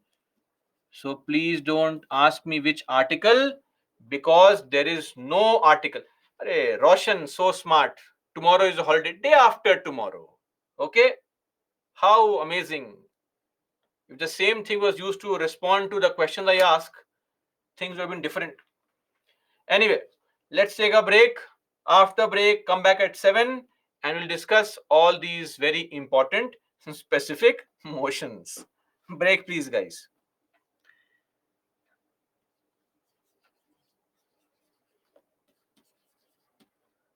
Break till 7. Be back at 7.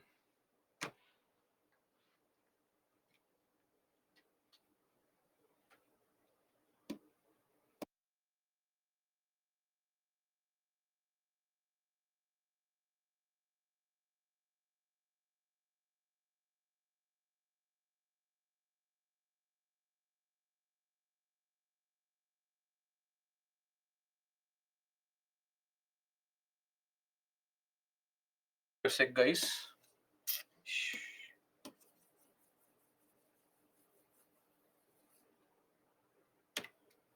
Okay.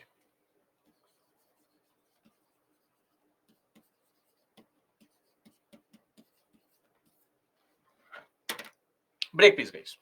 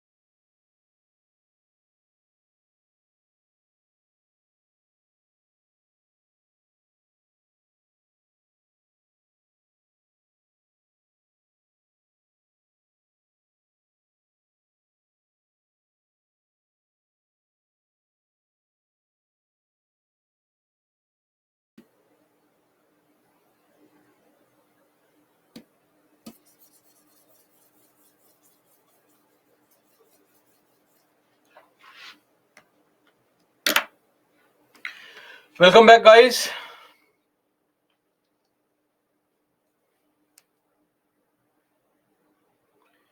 Susmita. Oh, okay. Thanks, Susmita. No problem. Great. Oh, welcome back to me only. Okay, Ji.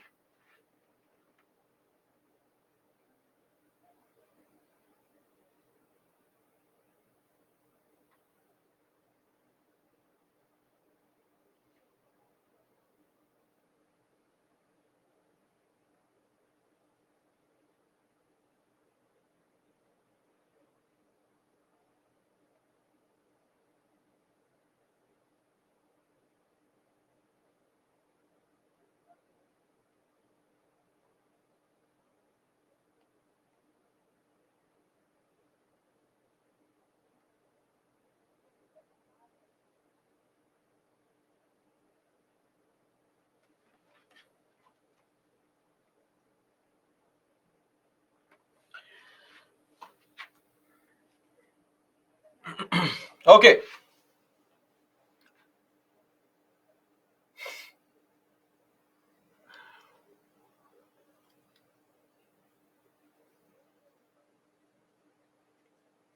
Okay, Bhuvnesh. All okay? Sir, you're not speaking. What happened, sir? You stuck? No, sir. I am not stuck. All okay, sir. So now let's begin our discussion on the specific motions. The first one is no confidence motion. If you have been reading the news or following the news, you would have heard that this motion was brought recently. What is this no confidence motion? See, as far as this NCM is concerned, the concept behind this motion is more important to understand. When you say confidence in the minister or the government, right, means what? It means majority. So, no confidence means no majority. Simple.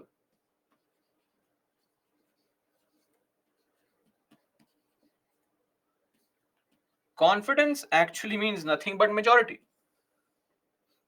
So, if you are saying no confidence, means there is no majority.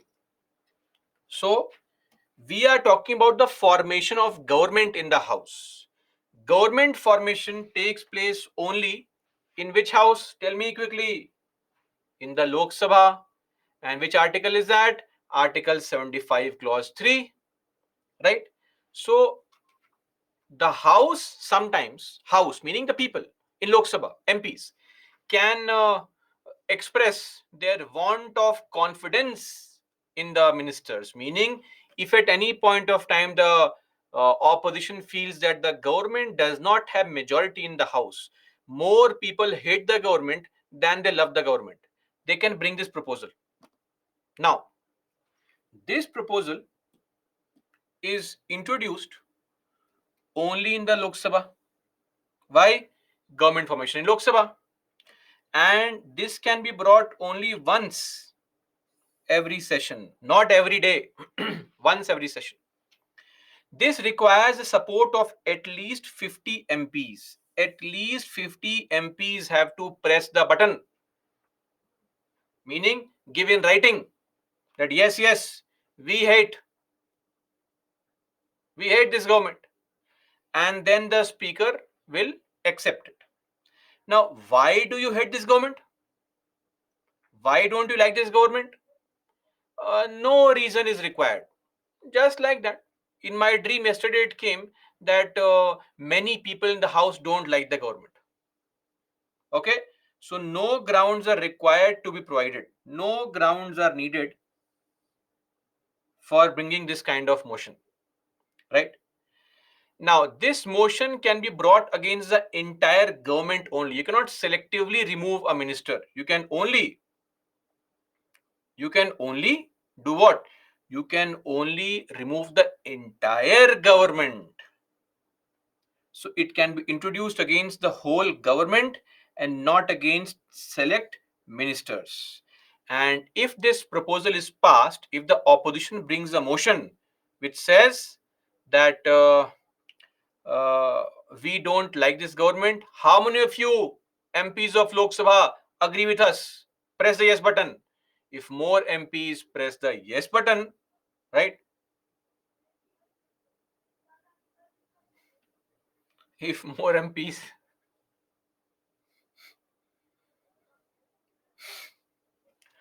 So there is this guy called Sanchit. I don't know, he just cuts, copies, and pastes things. So while we're discussing motion, he has copied and pasted it. Look at what he has pasted. Let me read it.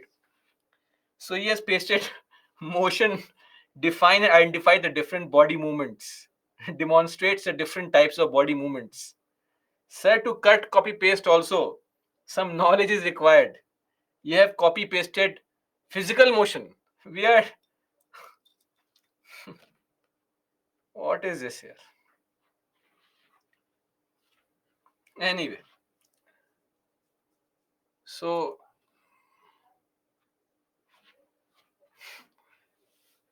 nakal ke liye akal is what we say. So coming back now, that this NCM. So opposition, of course, why will ruling party bring this motion against its own MPs? Makes no sense, right? Now, Asha asks, why laughing? Asha, because you're not present here. That is why you don't know what is happening in the class. Another example. So, Bhuvnesh, the purpose is that we need to check whether the government at every point of time holds majority in the house or not. It is very important because you are only forming the government because you have majority in the house. Majority in the house. Now, one very important thing is that no confidence motion needs to be passed by simple majority. So, in the slides of your types of majority, you'd see that motions, right? The NCM, etc., they are passed by a simple majority only. So, one more thing, if passed, mention here by simple majority, then the government must ideally resign. Why ideally resign? Ideally resign means what? It means it is not mentioned anywhere that you must resign. But if you don't have the confidence, if the members don't have confidence in you, if you don't have the majority in a parliamentary system, you should go. And that is why if you don't resign, the president can throw you out because you have lost the majority in the house. The house has lost confidence in you. Exact same thing. Clear? So this is the no confidence motion brought by the opposition. It is not mentioned in the constitution, but is mentioned under Rule 198 of the Lok Sabha rules. See, this motion is a pretty common one. So far, this motion has been brought 28 times. And one very important thing, this NCM has never been passed in our country. Never ever been passed in our country. I'll come to, some of you may have this problem that, sir, but Atal Bihari Vajpayee, don't worry, I'll explain that also. This motion, NCM, has never been passed. Ever. You know, the big problem is if such a motion is brought by the opposition, the MPs have to vote in favor of their party. So if I'm a BJP MP, I hate this government, I can't vote against BJP. I have to vote, I have to vote in favor of my party only. Meaning, I have to vote against NCM. No, I love this government. I'm in favor of this government. Are they clear? So you cannot vote against your party. It's mandatory. Highest or maximum it was brought against Indira Gandhi. 15 times. You'll be surprised. And every time it was rejected. First time,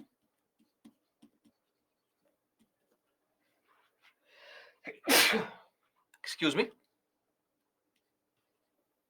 1963 In 1963, for the first time, this NCM was passed. First time. Sorry, brought, not passed, brought against Pandit Nehru by the JB Kripalani and the other people, because they were questioning that the government has been ineffective in dealing with the Chinese incursion, Indo-China issue. But that's not the problem. The point is that you cannot bring these motions for these things. They won't get passed. This motion is always on just one thing: the government enjoys majority or not. If yes, you bring this motion, you lose only.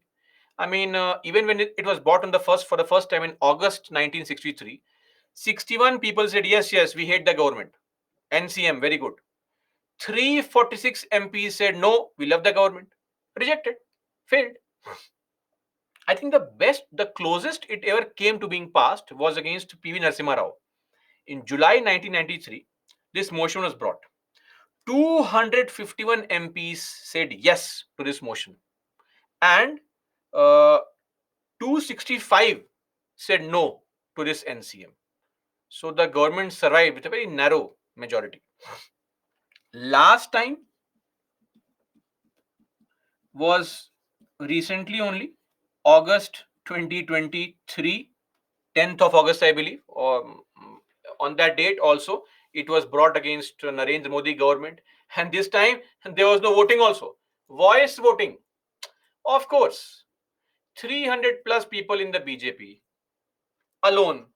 Alone. How can this ever be passed? So it makes no sense. In fact, on the previous occasion also, that was in 2018 July, same monsoon session, 5 years ago, this motion was brought, and 135 MPs supported the motion, and roughly 330 MPs were against it. So this has been the case. NCM, no confidence motion. But what actually gets passed, or is normally something that does not get passed, is trust vote. Trust vote is the exact opposite of a NCM. That is why it is also called confidence motion, or also called trust vote. Oh, sorry, it's mentioned there, trust vote, or also called floor test. What is it called? Floor test. What's the meaning of floor test? Testing the strength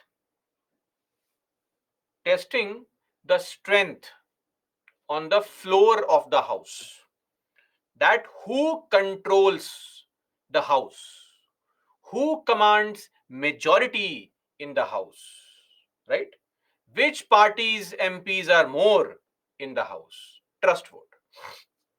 So when the opposition brings a motion, we call it no confidence. Why? Because they are saying we don't like this government. That's the motion. When the ruling party brings a motion, they say, guys, tell me how many of you like me. Trust vote. How many of you have trust on me? How many of you have confidence in me? How many of you feel we should control the house? We should control the floor. So this is always brought by the ruling party. Ruling party. Again, because government formation takes place only in the Lok Sabha, so this can be brought only in the Lok Sabha. And if NCM is passed, government resigns. And if trust vote is not passed, then government resigns. Because here you are saying how many of you trust the government. If more yes, then only it's okay. If less yes, fails. Meaning the government should resign. This is what normally is not passed. Are we clear on this? Everybody? For example, what happens is you have won the election, and then now various parties have won some seats. You approach the president and say, President, I will form the government. The president says, do you have the number? You say yes. President says, okay, I give you 15 days or 30 days. We'll have voting after 30 days. Please prove that you have the majority. And then voting takes place. And if more people say yes, that person can continue to form the government. Trust vote. For example, in 1990, VP Singh lost the trust vote. Very famous. Or in 1997, HD Devegowda lost the trust vote. Or in 1996, so what happened in 1996 was that Atal Bihari Vajpayee, on whose birthday now we celebrate what? What do we celebrate on his birthday?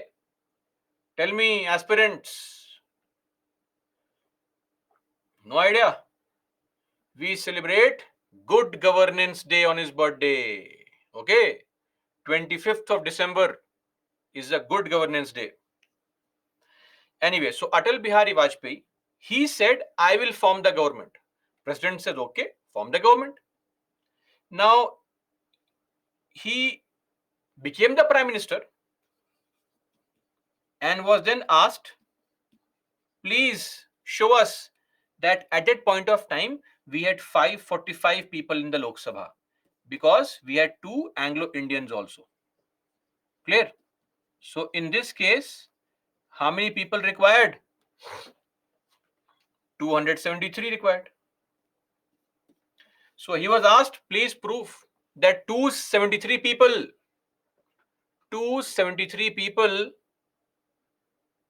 have faith in you. Let's see. He started talking to other parties, that parties please vote for me, support me, etc. But parties did not. Eventually, after 13 days, he realized that even if he goes for trust vote, he lose only. So he resigned.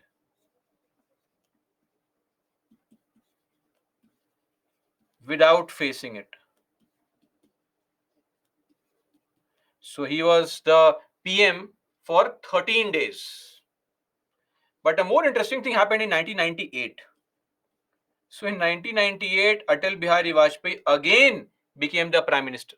This time, he had the support of AIADMK also from Tamil Nadu. So what happened was that after some months, AIADMK said, no, we don't support the government. Sorry, no, we are taking back the support. So opposition started saying that, oh, Mr. Vajpayee, you don't have the confidence majority in the house. Prove it, or else we'll bring a no confidence motion. Vajpayee said, okay, I'll try to prove it. And then voting happened. And when the voting happened, because trust vote also requires what kind of majority? I just mentioned the previous case also. What majority? Simple majority.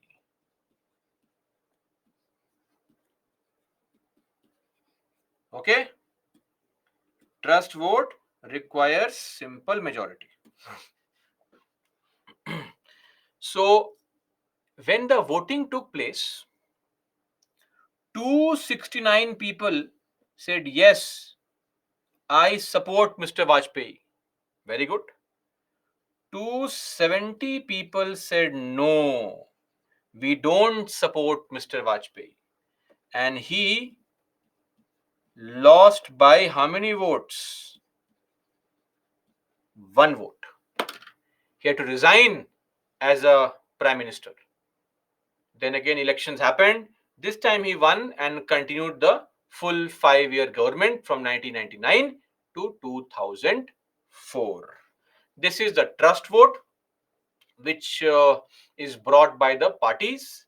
And whenever people say Vajpayee lost the NCM, it's a very wrong choice of words because Vajpayee lost the trust vote. No party has ever lost NCM. Are we clear? It's a government fact. It has been obtained through right to information that NCM was never lost. Simple. flow. One more thing, just to give you one more idea. Take this example. After elections, BJP wins 250 seats, Congress wins 250 seats, and Aam Aadmi Party, let's say, wins 43 seats. This is the result. Let's assume. Now tell me, which two parties have the possibility of forming the government? It's a hung parliament, I agree. My question is, which two parties can form the government? Now, both parties, BJP and Congress, can claim, I will form the government. Both can claim this, actually, because both have the number, right? Now, if this is a situation that more than one member stakes the claim to form the government, that is called composite floor test.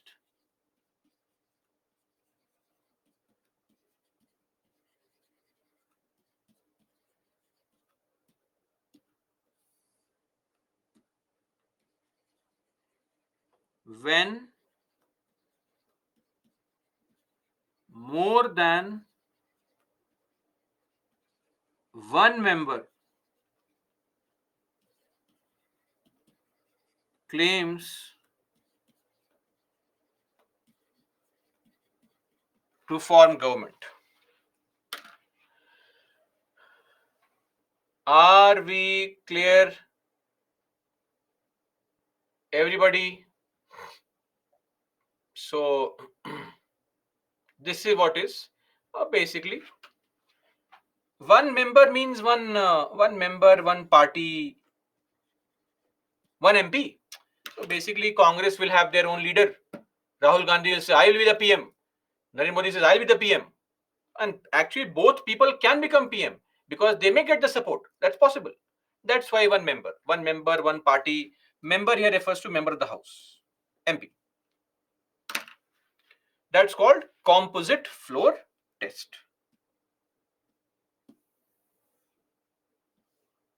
Just a word for you to know. In case a statement is asked anywhere, you will not completely be blinded. What is this unique kind of term? Then next is motion of thanks.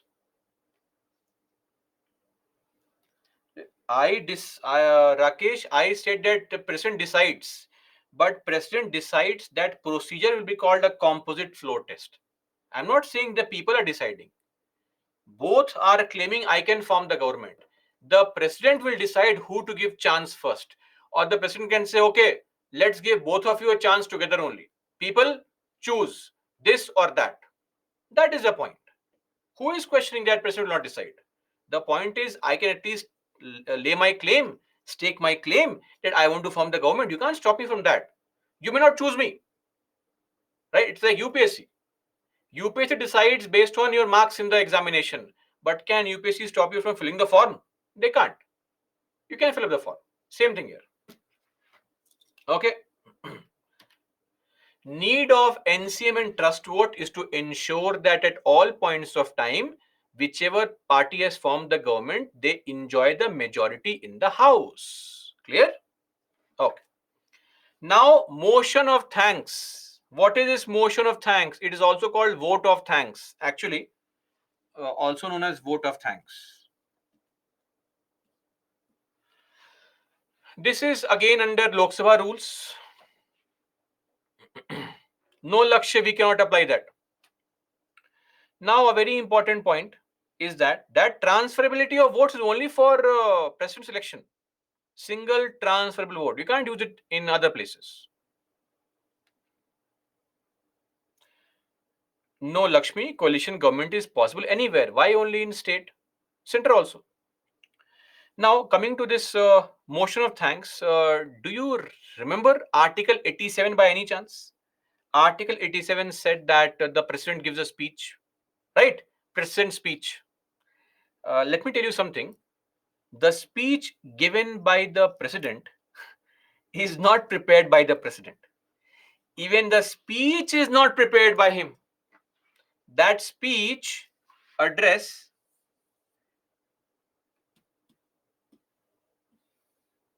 is actually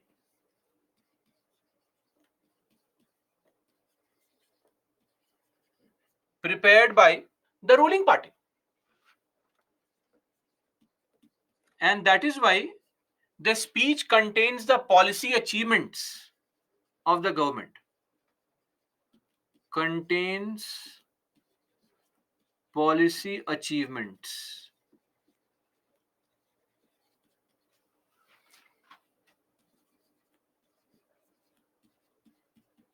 Or the indication of future agenda.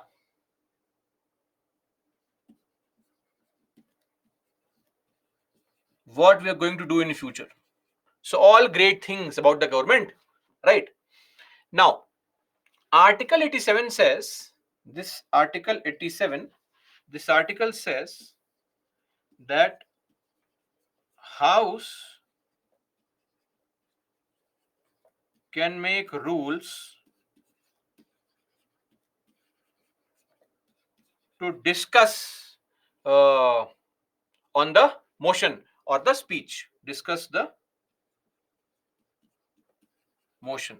So House has made rules, Rule 16 to Rule 24 in the Lok Sabha rules. What to do with this kind of motion? So basically, when the president gives a speech, that speech is brought tabled in the House in the form of a proposal, and people in Lok Sabha must vote on the speech and must approve it. They have to. Are we clear? So the moment the president's speech is given, the one MP who is from the ruling party largely will get up and take this proposal, the speech, and place it in the House.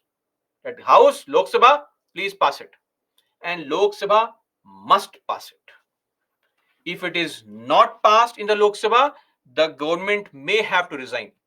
Why? Why will the government have to resign? Tell me. If this speech is not passed, why should the government resign? Simple logic. You are voting in the Lok Sabha on the government's achievement. In the Lok Sabha, who has the majority? Government has a majority. How can this thing not be passed in the Lok Sabha? It is impossible. This must be passed because you are controlling the House. And if the House doesn't believe you, then what's the point? So basically, this means or this amounts to no confidence. Are we clear? Whenever any such thing is not passed in the House, it actually shows that the MPs don't support you in the House. That is why this must be passed. In the Rajya Sabha, it may or may not be passed. We don't care. Motion of thanks. Then adjournment motion. Let me clarify. It is adjournment motion, not the adjournment of sitting. That is different. This is now a motion, a proposal. Adjournment proposal. Now see, when it comes to the discussion in the House, after 2 p.m., that is after lunch, we know what happens in the House. What happens? We simply are going to discuss the legislative business. Bills are being discussed, etc. All these things only.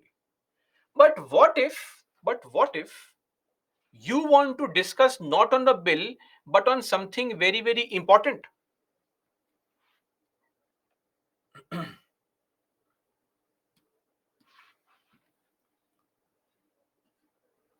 Matter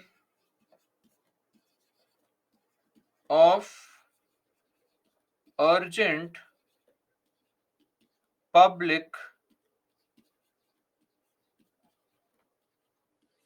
importance. If you want to discuss this matter of urgent public importance, then what do we do?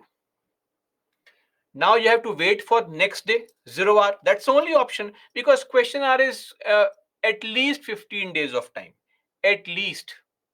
And that too, there is no guarantee that your question will be picked.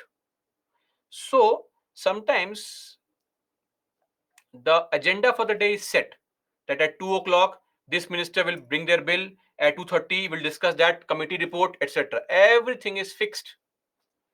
But right now, I want the government to respond that what steps is the Home Ministry taking to control the situation in Manipur. Please respond. We can't wait. Respond. So this bill passage and all can wait. Lives of people at stake, that cannot wait. Right? The house is demolished in Delhi. What steps is the government taking to rehabilitate the people whose jhuggi jhopadis and slums have been demolished? Right? So the point is, urgent public importance matters. We want a discussion right now, today only. We can't wait for tomorrow. No zero question hour, 1 hour. We want a comprehensive discussion, detailed discussion. So here, one more thing: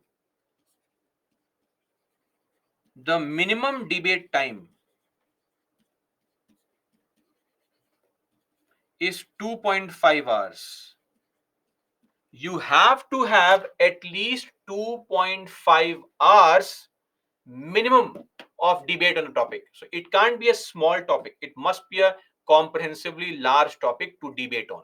Okay, now the point here is this kind of motion can be brought only in the Lok Sabha. Point number one. Point number two, at least 50 MPs must support it.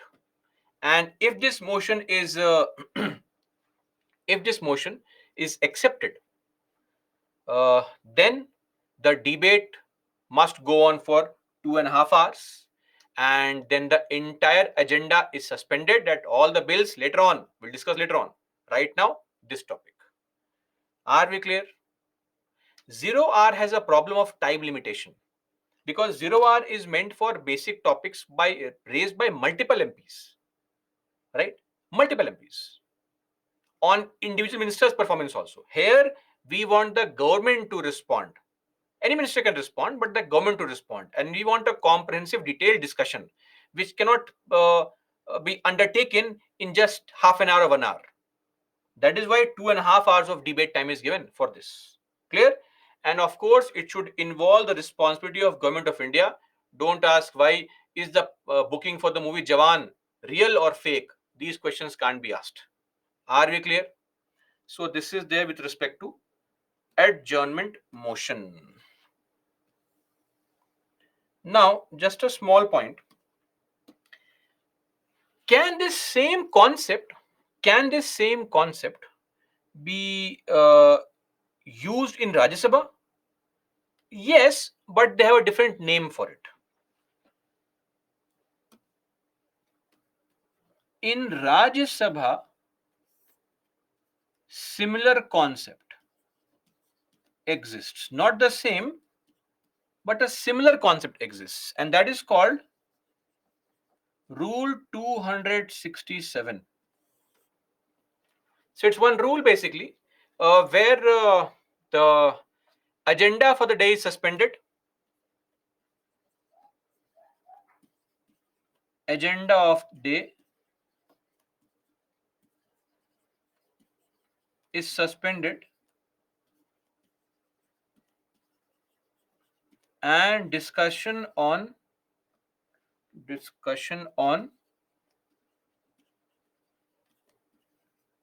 matters of urgent public importance. Clear? Same thing.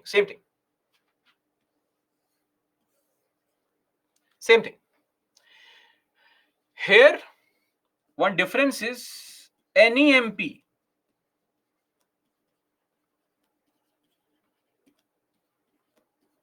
can raise the motion. Unlike in the case of adjournment motion, 50 MPs must sign. Here, a single MP also can raise this motion. Clear? Of course, you have to get the approval of the chairperson. If he approves, only then can this motion be discussed. For example, it was discussed, this was raised in 2016 on demonetization, right? The entire agenda was suspended and we discussed on this matter only. Clear? This is there. Normally, the MPs are careful in asking these things. Frankly, to tell you, such motions are normally asked around 3:34 because MPs also know if you raise this motion at 5:45, 5:50, MPs are just now stretching their muscles and all, ready to go back home. And some MPs say, wait, adjournment motion. Now you have to sit for 2.5 hours. Remember your school days when the class teacher used to leave, and just before that, somebody said, Madam Doubts, how much you hated the student, kill him immediately. Same thing. So ideally, it is said that MPs use this motion at around 3:34 to ensure that the house does not function too long. So an example of this was the Manipur discussion. The opposition wanted a discussion under this rule only, that they wanted the PM to come. Rule 267. Clear? That is called a general motion in the Lok Sabha, and there is no such name in the Rajya Sabha, but a similar kind of concept is there, which is under Rule 267. Clear? Then we have privilege motion. Very interesting. Privilege motion. So what is this?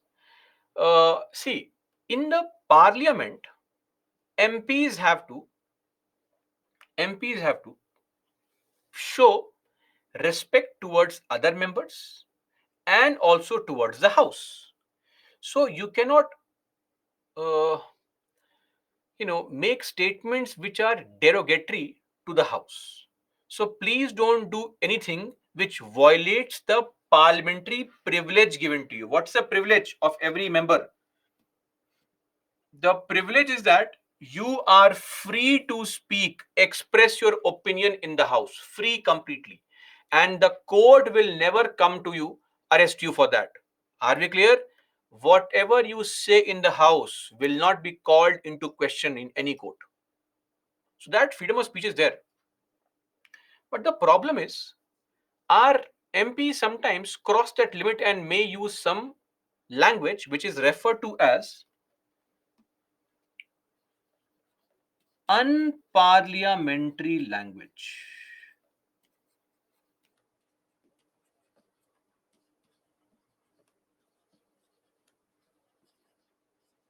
Unparliamentary language. Now, every year, a list of books, a list of words is released by the parliament, and it contains unparliamentary language, meaning those words that you cannot use. So, what will happen is, if as an MP you use those words, what happens? So every day, whatever you say, everything goes on record in the debates. They're available. Every day's discussion is available on records, right? It is saved in copies. But if you use unparliamentary language, those things are removed from records. So these things are deleted from records. And this is what is called expunction. We call it has been expunged by the which person? Of course, the boss, presiding officer. Expunction.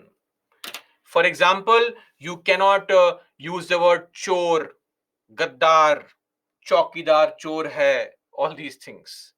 Right? Recently, these words have been added. Don't think of big words, please. Okay? What you're thinking of, that cannot be uttered only. Please. These words only. Now, the point is, if at any point of time you make such statements, or you start criticizing the president only, Supreme Court judges only. So let me remind you, the conduct of judges cannot be discussed in the House. The behavior of high functionaries can't be discussed in the House. Clear?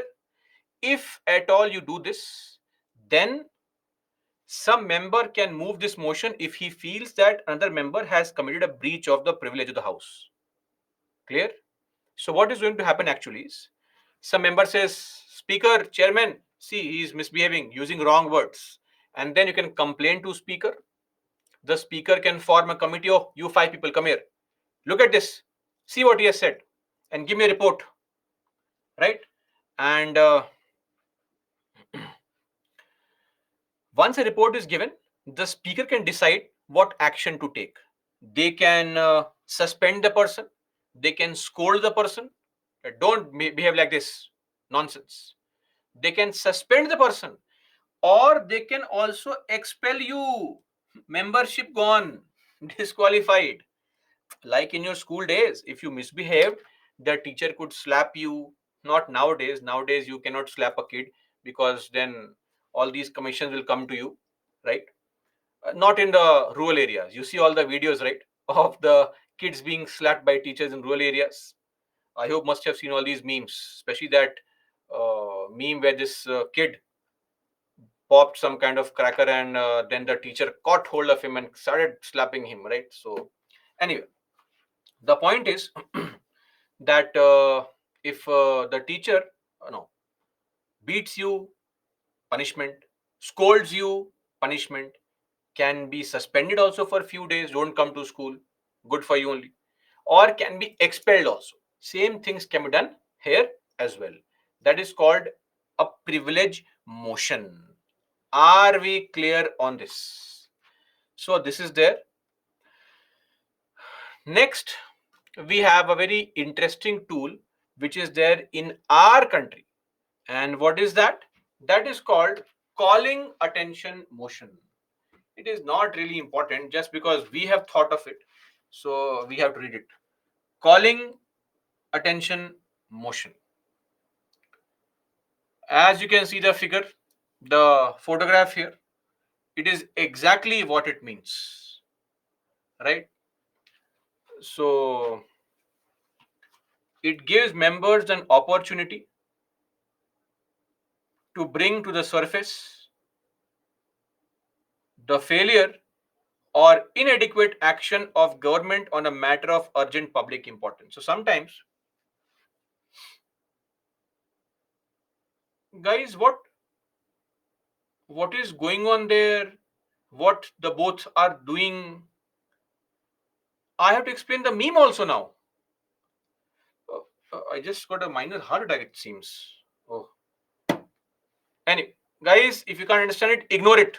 Nonsense. This is not important. Focus on this content. Okay. Now, so the point here is, after 2 o'clock, again same story. See, before 2 o'clock, you have question hour, zero hour, blah blah blah. But after 2 o'clock, if I really want to raise some concern, I want the minister, a specific minister, to respond on the concern, right? So what will I do? I'm saying I am calling to attention of the minister. And what are you doing in your ministry? This is happening. Are we clear? So it is just to get a response from the minister. Minister responds, task over. That's it.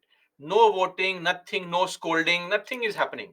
It is just selectively done for a small moment to get the response of minister on a certain topic. Calling attention. Are we clear? So we can simply raise this proposal in the House, and we can say, will the minister be pleased to respond? What steps is he taking with respect to some kind of topic in the country? That's it. In his ministry. Done. And since we have thought of it, that is why we just need to know that calling attention motion and zero hour, these two things we have created. See, we have borrowed all these things from other countries, frankly. Zero hour, question hour, it is not some Indian innovation. Question hour is there since 1893, borrowed from UK. Are we clear? But we have brought our own inputs into the day to day activities of the parliament. One such thing is zero hour, second such thing is the calling attention motion. Clear? That's it. This is called calling attention motion. And lastly, we have censure motion. What is censure motion? Censure motion, somewhat like NCM, but has no practical implication. It's the most useless motion that you can think of. Basically, what this means is, this motion firstly can be introduced only in the Lok Sabha, but unlike NCM, it can be introduced against entire government or individual ministers. Both. NCM can be introduced against entire government only, but a censure motion can be introduced against one minister or entire government. Clear? Now, for bringing NCM, you need not give any kind of reason. But to bring a censure motion, you have to give reasons why you think that you want to initiate this proposal. And then voting takes place. And if this proposal is passed, it amounts to severe reprimand. What's the meaning of reprimand? Reprimand means to formally scold, okay, to formally criticize. So that minister against whom this motion is passed, it will be assumed that the house has scolded him or her. Nothing happens officially, right? Think of this. You are sitting in your room pretending to study, but you are watching something YouTube shorts or Instagram on your mobile phone, and your father crosses and looks at you, waits for 10 seconds, stares at you, right? And you look at him, and you then with shame put the phone down, and he moves out. What has he done? He has scolded you. Nothing has happened. No slaps, no chappals, no belts, nothing. But he has just scolded you. That's the same thing that happens. Clear? Don't think that the minister is called, stand in front, people throw stones on his body. Nothing of this sort happens. It is just assumed that the house has collectively scolded the minister. Should the minister resign? He should resign. Will he resign? He will never resign. Why should he resign? He'll say, no, no concern. Right? In our country, there is no respect for scolding and all. Scolding does not work. Look at your life also, right? Bhuvnesh asks a question. If my parents scold me, is any law? There is no law. And that's a problem, Bhuvnesh. They have been scolding you for so long. Has it worked? And for others also, it has not worked. Thrashing works, right? That effort is required from the parent side to thrash the kid properly, so that in future they don't end up asking these kind of questions in the class. Anyway, so I just give a very interesting uh, anecdote. So back in the 1940s, when we had the interim government of India, Pandit Nehru, Asha is asking what is thrashing. Arey, sir, beating, sir, beating. So Pandit Nehru and Sardar Patel, who was the deputy prime minister before 1950, before his death. So see, Pandit Nehru and Sardar Patel were people who were completely opposed to each other in terms of the world view and how they wanted the policies, right and left wing concept.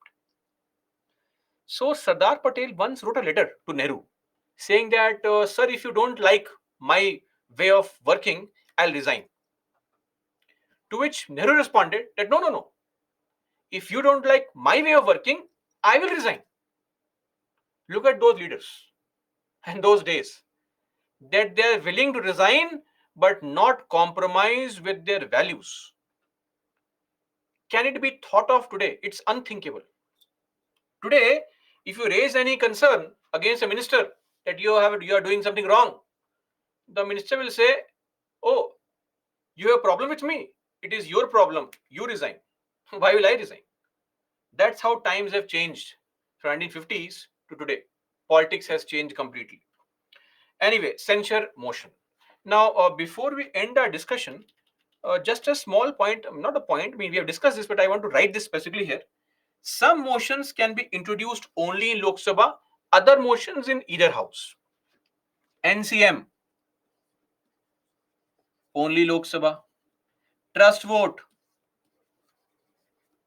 only Lok Sabha. Motion of thanks,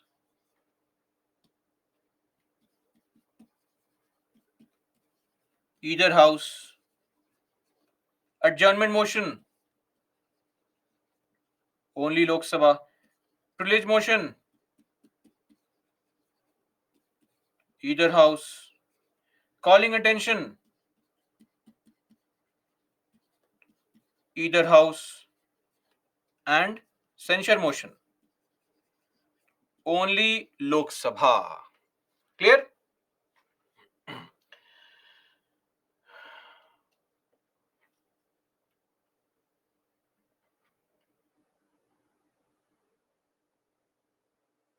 Oh, Bhuvnesh, now it's Kalyug, that's why. Of course. Dwepayan, what kind of questions can be asked from this? Okay, Dwepayan, solve this question right in front of you.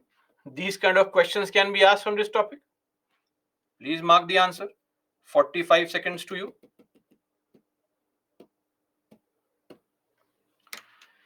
Divyanshi, just discussion, basic discussion takes place, nothing else. Privilege motion, SOYAP simply means if you make any kind of derogatory remark, then other MPs can raise a motion against you and you can be suspended or disqualified also.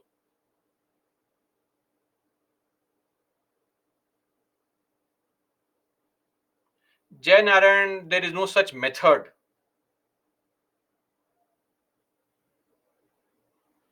Aman, they can be scolded by Lok Sabha only, no problem.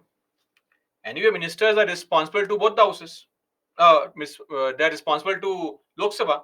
From any house you belong to, you are responsible to Lok Sabha.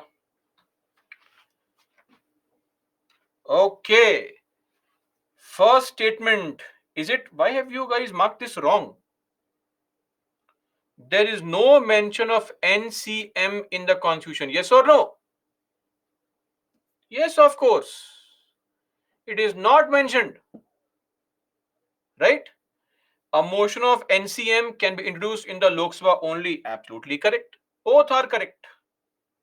C is the right answer.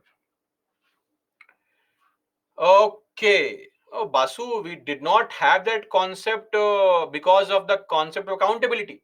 But later on in 1990 onwards, we have a similar kind of procedure. Okay? Yes, Pihu.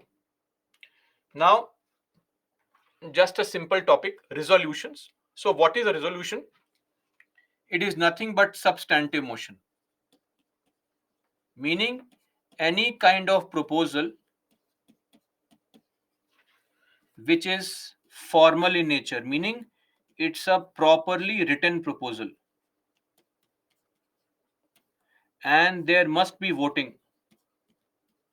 That's called a resolution. Simple. That's it. If the resolution is brought by a non-minister, what do we call it? A private member resolution. If it is brought by government, we call it government resolution. And sometimes these resolutions are actually mentioned in the articles. If you today do one thing, go and read this article 67B again. Okay, please do this, take this effort to read this article on your own, and you will find the use of this word actually there, resolution.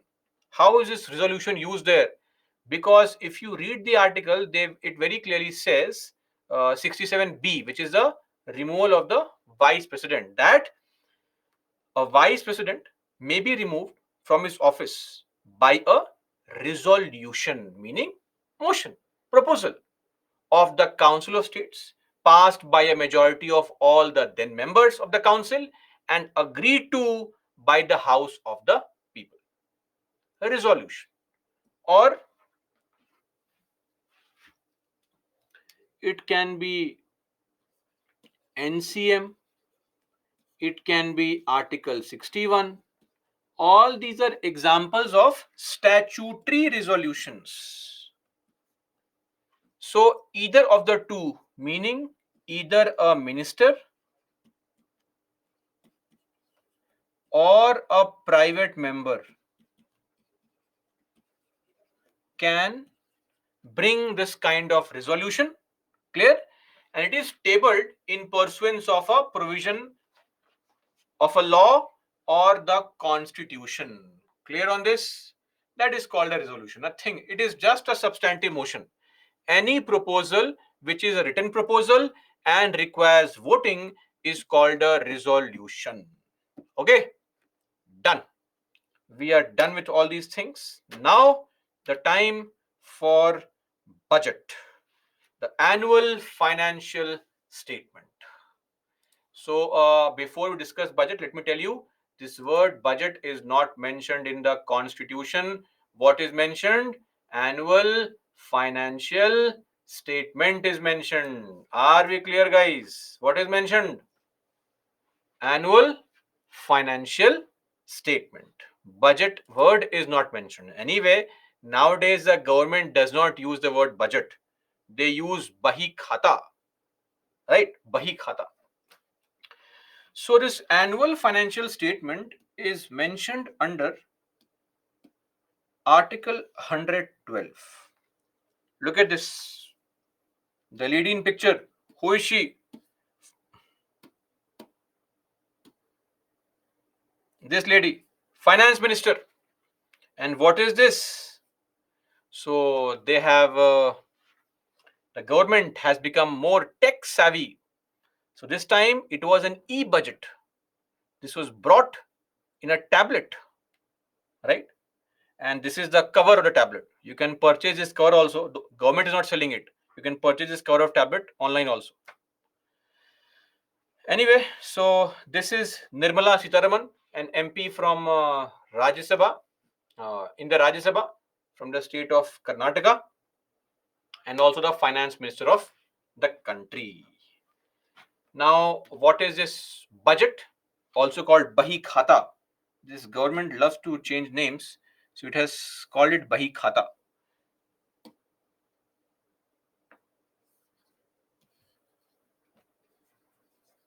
Not used or mentioned in the constitution. So it's a statement of estimated receipts and expenditure of the government of India in a financial year. Okay, in a financial year, what is the total amount of money that the government will receive and how much money will the government spend? This is what is mentioned in the budget or the Bahi Khata. Okay, and who prepares the budget? Tell me. Of course, you will say that the budget is prepared by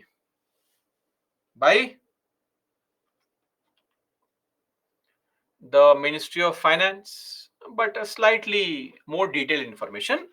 Budget is prepared by budget division in the, this is the division in the Department of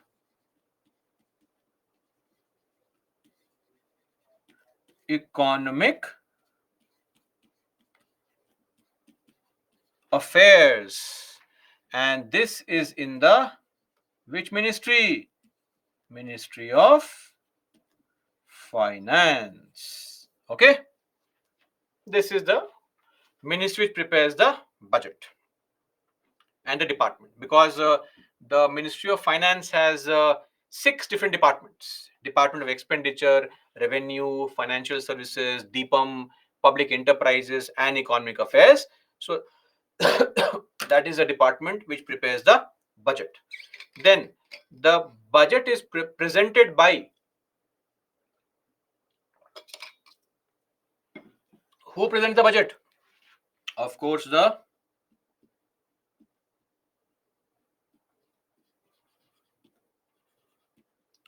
finance minister, without doubt. And on in the Lok Sabha, she presents it in the which house? Lok Sabha. On first working day of February. Okay, first working day of February, the budget is prepared. Clear? Now, What time?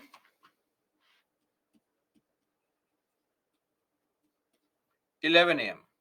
Because till 1998, the budget was read at 5:30 or at 5 p.m. Clear on this? Now, just a small piece of information for you. It's an old information.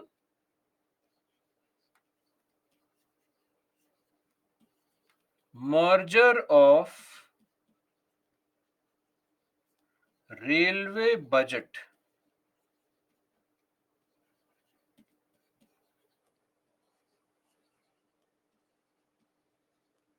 with general budget. So, back in 1921, there was a committee called Ackworth Committee. Okay, these things not important, just mentioning this. This Ackworth Committee gave a recommendation that we should get the budget removed, the railway budget removed from the general budget. Why? See, frankly, back in 1920s, the railway budget was almost 84% of the total budget. So there was no logic whatsoever to having the budget with railway budget there, because Britishers had no interest in spending money on health and defense and all these things. They only wanted to strengthen railways to transport raw materials. Anyway, so this was separation. So we used to present the railway budget separately and the other budget separately. It was only in 2016 that Bibek Debroy committee recommended that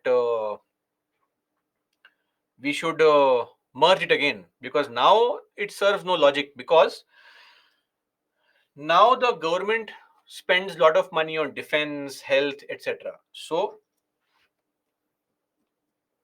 since 2017, it is merged and presented together. Okay, presented together. And this was done on the recommendation of Bibek Debroy committee. So this is the story of the merger of the railway budget with the general budget. Okay. So before we discuss further, just solve this question and then we'll discuss what are the various stages in the passage of the budget. Please mark the answer.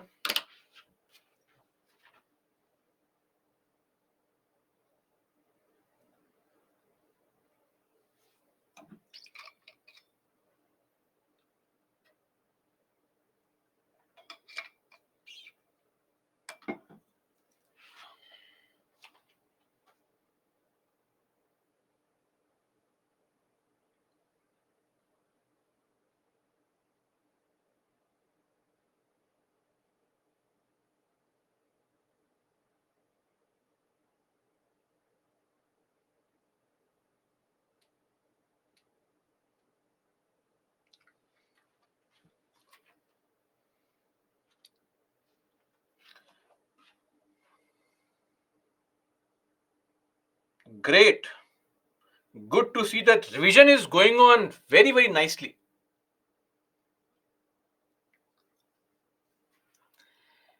One is wrong, of course. It's not Department of Revenue, it's Department of Expenditure, Economic Affairs. Okay, no problem. Two has to be right, it's there in both. No amount can be withdrawn from the CFI without the permission of the Parliament. Which article is this? Innocent aspirants, please tell me.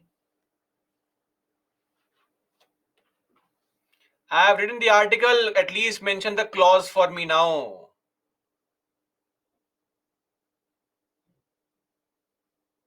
Here also It's clause 3, not 1. 1 mentions CFI, but 3 is the one which says that parliamentary law is required to take out money from CFI. Anyway, 2 is correct. What about 3? People here, remember I had mentioned this point that in the PAI, public accounts, our money is kept. PF account money is kept. You want to get a marriage ceremony, you want to go and marry, you take out your PF money. Do you think the parliamentary meeting will be held? Sitting. MPs are passing a proposal that, oh, Mr. ABC is getting married, let's meet and pass a bill. Of course not. These are in the nature of banking transactions. Hence, all disbursements made from public account also need the authorization. Is wrong. They don't need the authorization. Right? So this is wrong. This is wrong. C is correct. That's it. Clear? Disbursement. Ashay, sir, you ask word meaning type of questions here. Ask some logical questions. Disbursement. Money being debited from this. That's called disbursement. Now see, let me help you understand what this budgetary exercise looks like. So what's going to happen is, when I think the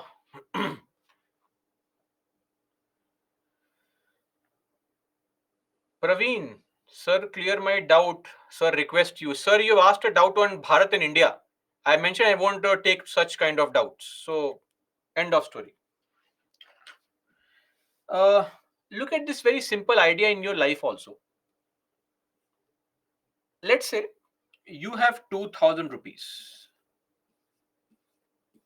with you and you want to spend that money on purchasing books. Very important. You want to spend money on watching some movie, or you want to go out on a date also, right? 2000 rupees. What do? Very simple. Books. You go to your friend and say, come on, give me a book and get a photocopy done. 50 rupees. Task is over. Movie. Torrent download. Illegal activity. Rampant activity in the country. 10 rupees. Done. Task over. Now you spend the remaining 1940 rupees on date. Right? And on the date also, when you go, you see the bill. Oh, or you see the menu card. Costly products. Too costly. What do? You say, I am fasting. Janmashtami. You eat. Simple. Improvise, adapt, overcome. Modern problem require modern solutions. My point is, see, you love to purchase new books. You'd love to go on to a movie in a theater, book the costliest tickets, etc., lounge tickets, all these things, and you'd love to go to a five-star and have these dates. But the problem is that this amount is limited, right? This is where Bhuvnesh, I never gone on date. And it's okay, sir. Don't cry. Personal problems, keep to yourself. In future, you will. But if you ask these kind of questions, I highly doubt. Study well and you'll go on date. Don't worry. So, my point is the amount is limited. The exact same problem or challenge is felt by the government also. Because Ministry of Finance knows very well what is the expected amount of revenue. How will they get the money? Tell me. How will the Ministry of Finance get money? Revenue. From where? Taxation, borrowings. Now, they know that this is the amount of tax collected last year. You won't have a drastic change in tax collection overnight, right? So it's rough estimate. Now, various ministries, say Ministry of Defense, Ministry of say Water, Ministry for Education, various such ministries have thought of spending some money on some schemes, and all these ministries are demanding some money from Ministry of Finance. Every ministry is demanding money. Demand for what? For granting money. Please grant me some money. Please give me some money. This is what happens. It's happening right now. August, September, October, it starts happening. Then the senior ministers, the cabinet, they will sit together and discuss what exactly can be done, or what will be the best for the country, etc. And then the finance minister is told, now prepare the budget, incorporate all these things. Clear? So this is done. Once this is done, now the Ministry of Finance can look into preparing the final details, give the finishing touches to the budget. So what they'll do is they lock themselves up, and of course, there is also a convention that there is something called budget halwa. So remember your school days and college days, before you left for the examination, mothers always fed us with something sweet, curd and sugar, curd and jaggery. Nothing happened in the exam, same result, but at least the idea was that we would mm, achieve great success in life. No success, clearly. It did not work, but anyway, effort was taken, right? Only if we had studied more, no need of dahi shakkar. Same thing, as a matter of convention, a budget halwa is prepared. Budget halwa is just a way, in our country, we have this kind of a custom that before you do something nice and auspicious, sweet things are eaten. So don't think that the finance minister prepares the halwa. People are preparing the halwa, and then the finance minister poses with the halwa, and they all eat and then go inside the building and start making the budget. And then once it is prepared, on the first working day of February, the finance minister enters the Lok Sabha, and with the permission of the presiding officer, will present the budget. That is called presentation of the budget or introduction of the budget, right? So once the budget is introduced, you know very well that Raj Sabha has no power over the budget, but a copy of the budget is sent to Raj Sabha. Raj Sabha, read it, enjoy, have a look. And once Raj Sabha has read the budget, they just have to be happy with that. No voting. Voting only in the Lok Sabha. Are we clear? So that is with respect to the presentation. And as soon as the budget is presented, the very next day, all the newspapers full of articles on budget, and every aspirant feels that every article is. N. Siva says, what is the red box? What red box? N. Siva, are you even paying attention in the class regularly? What kind of question do you ask, sir? This is the tablet in which budget was there. And after some time, after the next day, as I said, the entire articles full of budget news, which puts a pressure on the innocent aspirant to study every article. First stage, presentation. See, the idea is very simple: introduction, discussion, voting. Just the names are different. So here we call the introduction as presentation.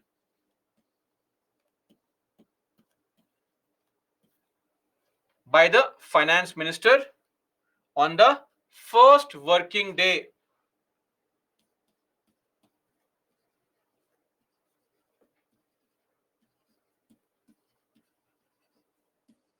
of February. Okay. After the speech, it is laid down in the Raj Sabha. Raj Sabha is, after the finance minister gives a speech, a copy is thrown. Come on, Raj Sabha. I mean, not thrown, given to Raj Sabha. Raj Sabha, please take it. Read it to your heart's content. No power to vote, can only discuss. Clear? This is the very first stage called the presentation stage. Next, general discussion. Over the course of next few days in the Lok Sabha, general discussion is held. So, what happens here is around 1 or 2 weeks, largely. 1 2 weeks. Parliament will discuss the overall policy of the budget, right? And it is in this particular time frame that the charged expenditure is also discussed. Charged expenditure is discussed. And then the houses are adjourned for, sorry, not a week, small error here. It is not a week, but for almost 3 to 4 weeks. Almost a month. 3 to 4 weeks. Okay? Almost a month. So basically, in these 8-10 days, the House largely discusses on what is good, what is bad in the budget. Is it a pro-poor budget? Is it a pro-rich budget? Is it a pro-farmer budget, etc.? And then the House is adjourned. The Houses are adjourned. Now, why are the Houses adjourned? What's the purpose of it? So the Houses are adjourned for a very, very important reason. Now think of this entire budget. It's a very complicated and difficult exercise. If you place the entire budget in the parliament, the MPs will get completely confused what to discuss first, what to vote first. Plus, this is a technical exercise. Most MPs may not have knowledge of it. So the budget is broken into small parts. Every ministry's budget is taken out separately, and all these things are sent to what we call as committees. Just like a bill is sent to a committee, these are also sent to committees. Which committees are they sent to? DRSCs. There are 24 such DRSCs, departmentally related standing committee. The full form is mentioned here, don't worry. Don't panic at all. Okay? Demand of ministries are referred to these committees. So basically, the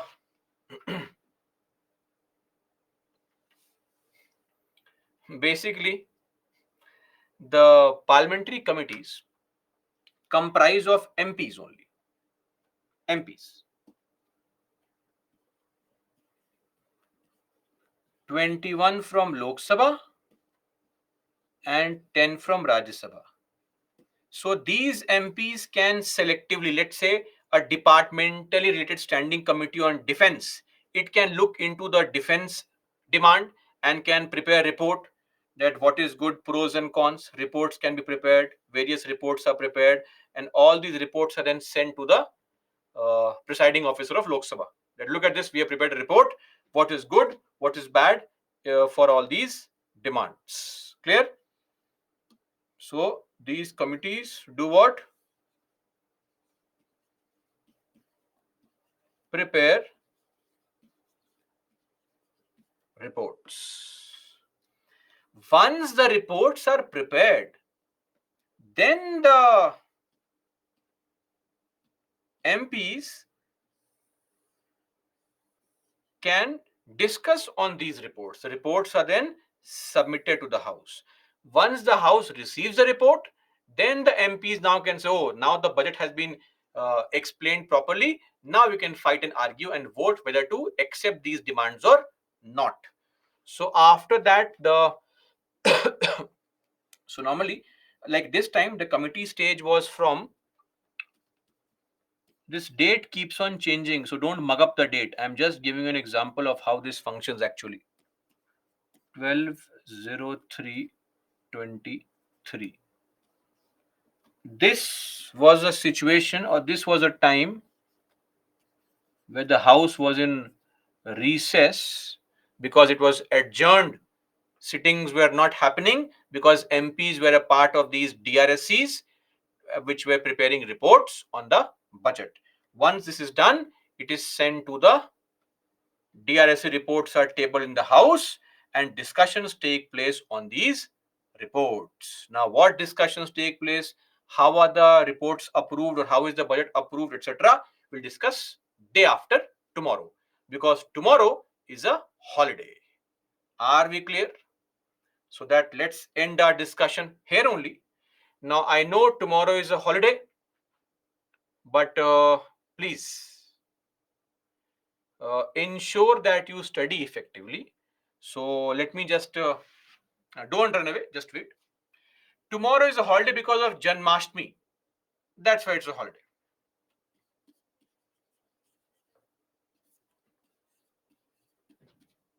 PPTs. Number 2, political theory. Please revise. Number 3, if anybody wants to read Lakshmikant, you can read chapter 22. But preference to revising PPTs 4-5 times. Then read the editorials. Okay. Then Yojana and Kurukshetra. The month of June gist. Please finish it, because now we'll start revising the August gist. Okay. And that should be it. Apart from it, the standard people for 2024, read the monthly magazine. Please make the most of it. Lakshya, again, did you even attend the class yesterday? Again, the question, NCERT has 8 chapters. Come on, yeah. Grow up. And the leaderboard for the day, let's show the leaderboard. Okay, the topper list has drastically reduced. So now Shubha and Satyam, only 2 toppers. Thank you, Bhuvnesh. Great. Then Nisha, Rani, Anita, Anurag, Basu, Sanjana, BK Vibhu, Tehseen at rank 3. Then Besti, Nikhil, Abhishek, Nikki, Siva, Kirtana, Elmer, Kamlesh, Simran, Shargun, Vishal. I'm sure others also must be there at rank 11. Toppers for the day, Shubha and Satyam. Whenever we meet, I owe you a chocolate each. Okay.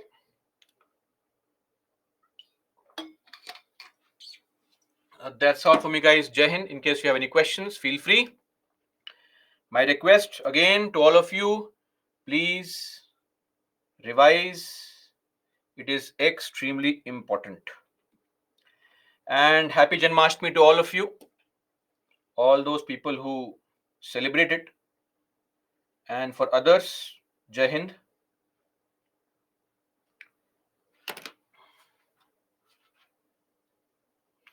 Vishal, firstly, write all the PYQs that are there, which have come in the examination, and both the tests. Okay. Sir, discuss Soyab. You simply said, please explain Nyaya Sanhita bill. You don't even need to know the bill. Firstly, it's the Indian Penal Code. It is not asked in the examination for you. It's meant for law optional students. Ignore it. Okay. Lakshya, just watch the first few minutes, not the last few minutes. Which year budget is important? For 2024, the budget of 2024 is important. Also 2023, because next year's budget is going to be an interim budget only. 23 also.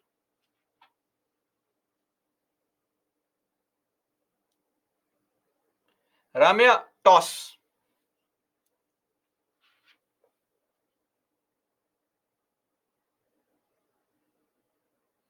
Megha, financial year starts in the month of April. That is why the budget is introduced in February, so that it can be passed before April and the government can start spending money from the 1st of April. That is why.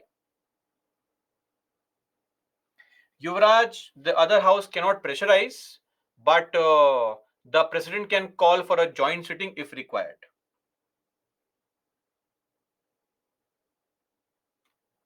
Sarita, not really. Anushka, both the options have different syllabus size, etc. So I don't see it as. I mean, there are two different options, very popular. You can choose anyone, right? Tehseen, what is privilege motion? Should I explain again? Uh, Privilege motion it's a very simple motion. I mean, there should not be any complication. Privilege motion simply means that if any member makes any kind of statement in the house which is violating the decorum and decency of the house, then somebody can complain, raise this motion, and the speaker or the chairman can punish the person. Simple. That's it.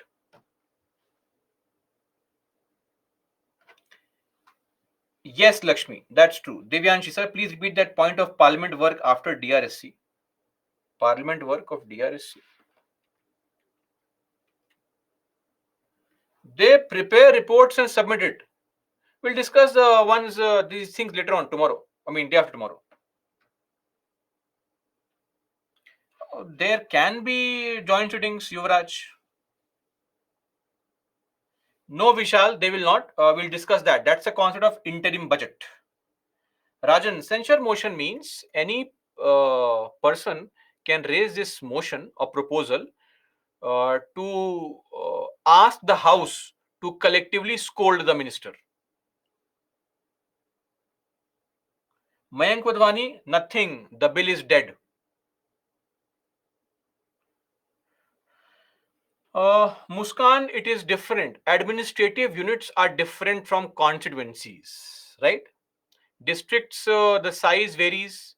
Constituencies size is based on population. Districts keep on varying. We don't have districts based on population, but the constituencies are based on common population.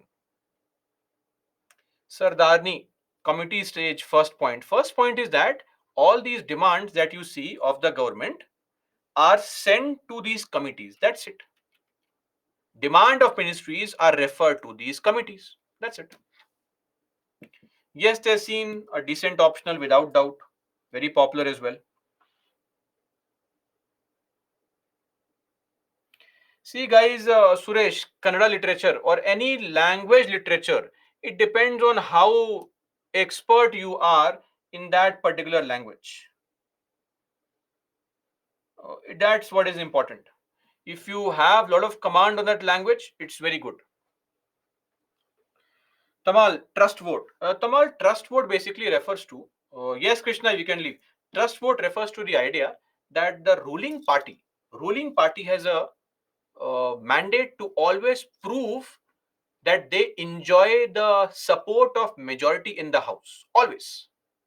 So if at any point of time they don't, they should resign. Trust vote. Rajan, there is no limit.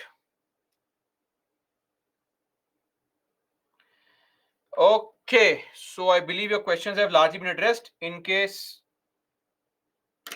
no, Thirukumaran, if it is not made under Article 368, it will not. Deep Shikha, I have mentioned here. See, DRSCs, MPs are members here. MPs. Okay, so now your experts will keep on addressing your concerns. In case you have concerns to be addressed by me, we can discuss it tomorrow as well. Otherwise, that is all for me, guys. Let's meet on Friday. Till then, that's all. Jai Hind.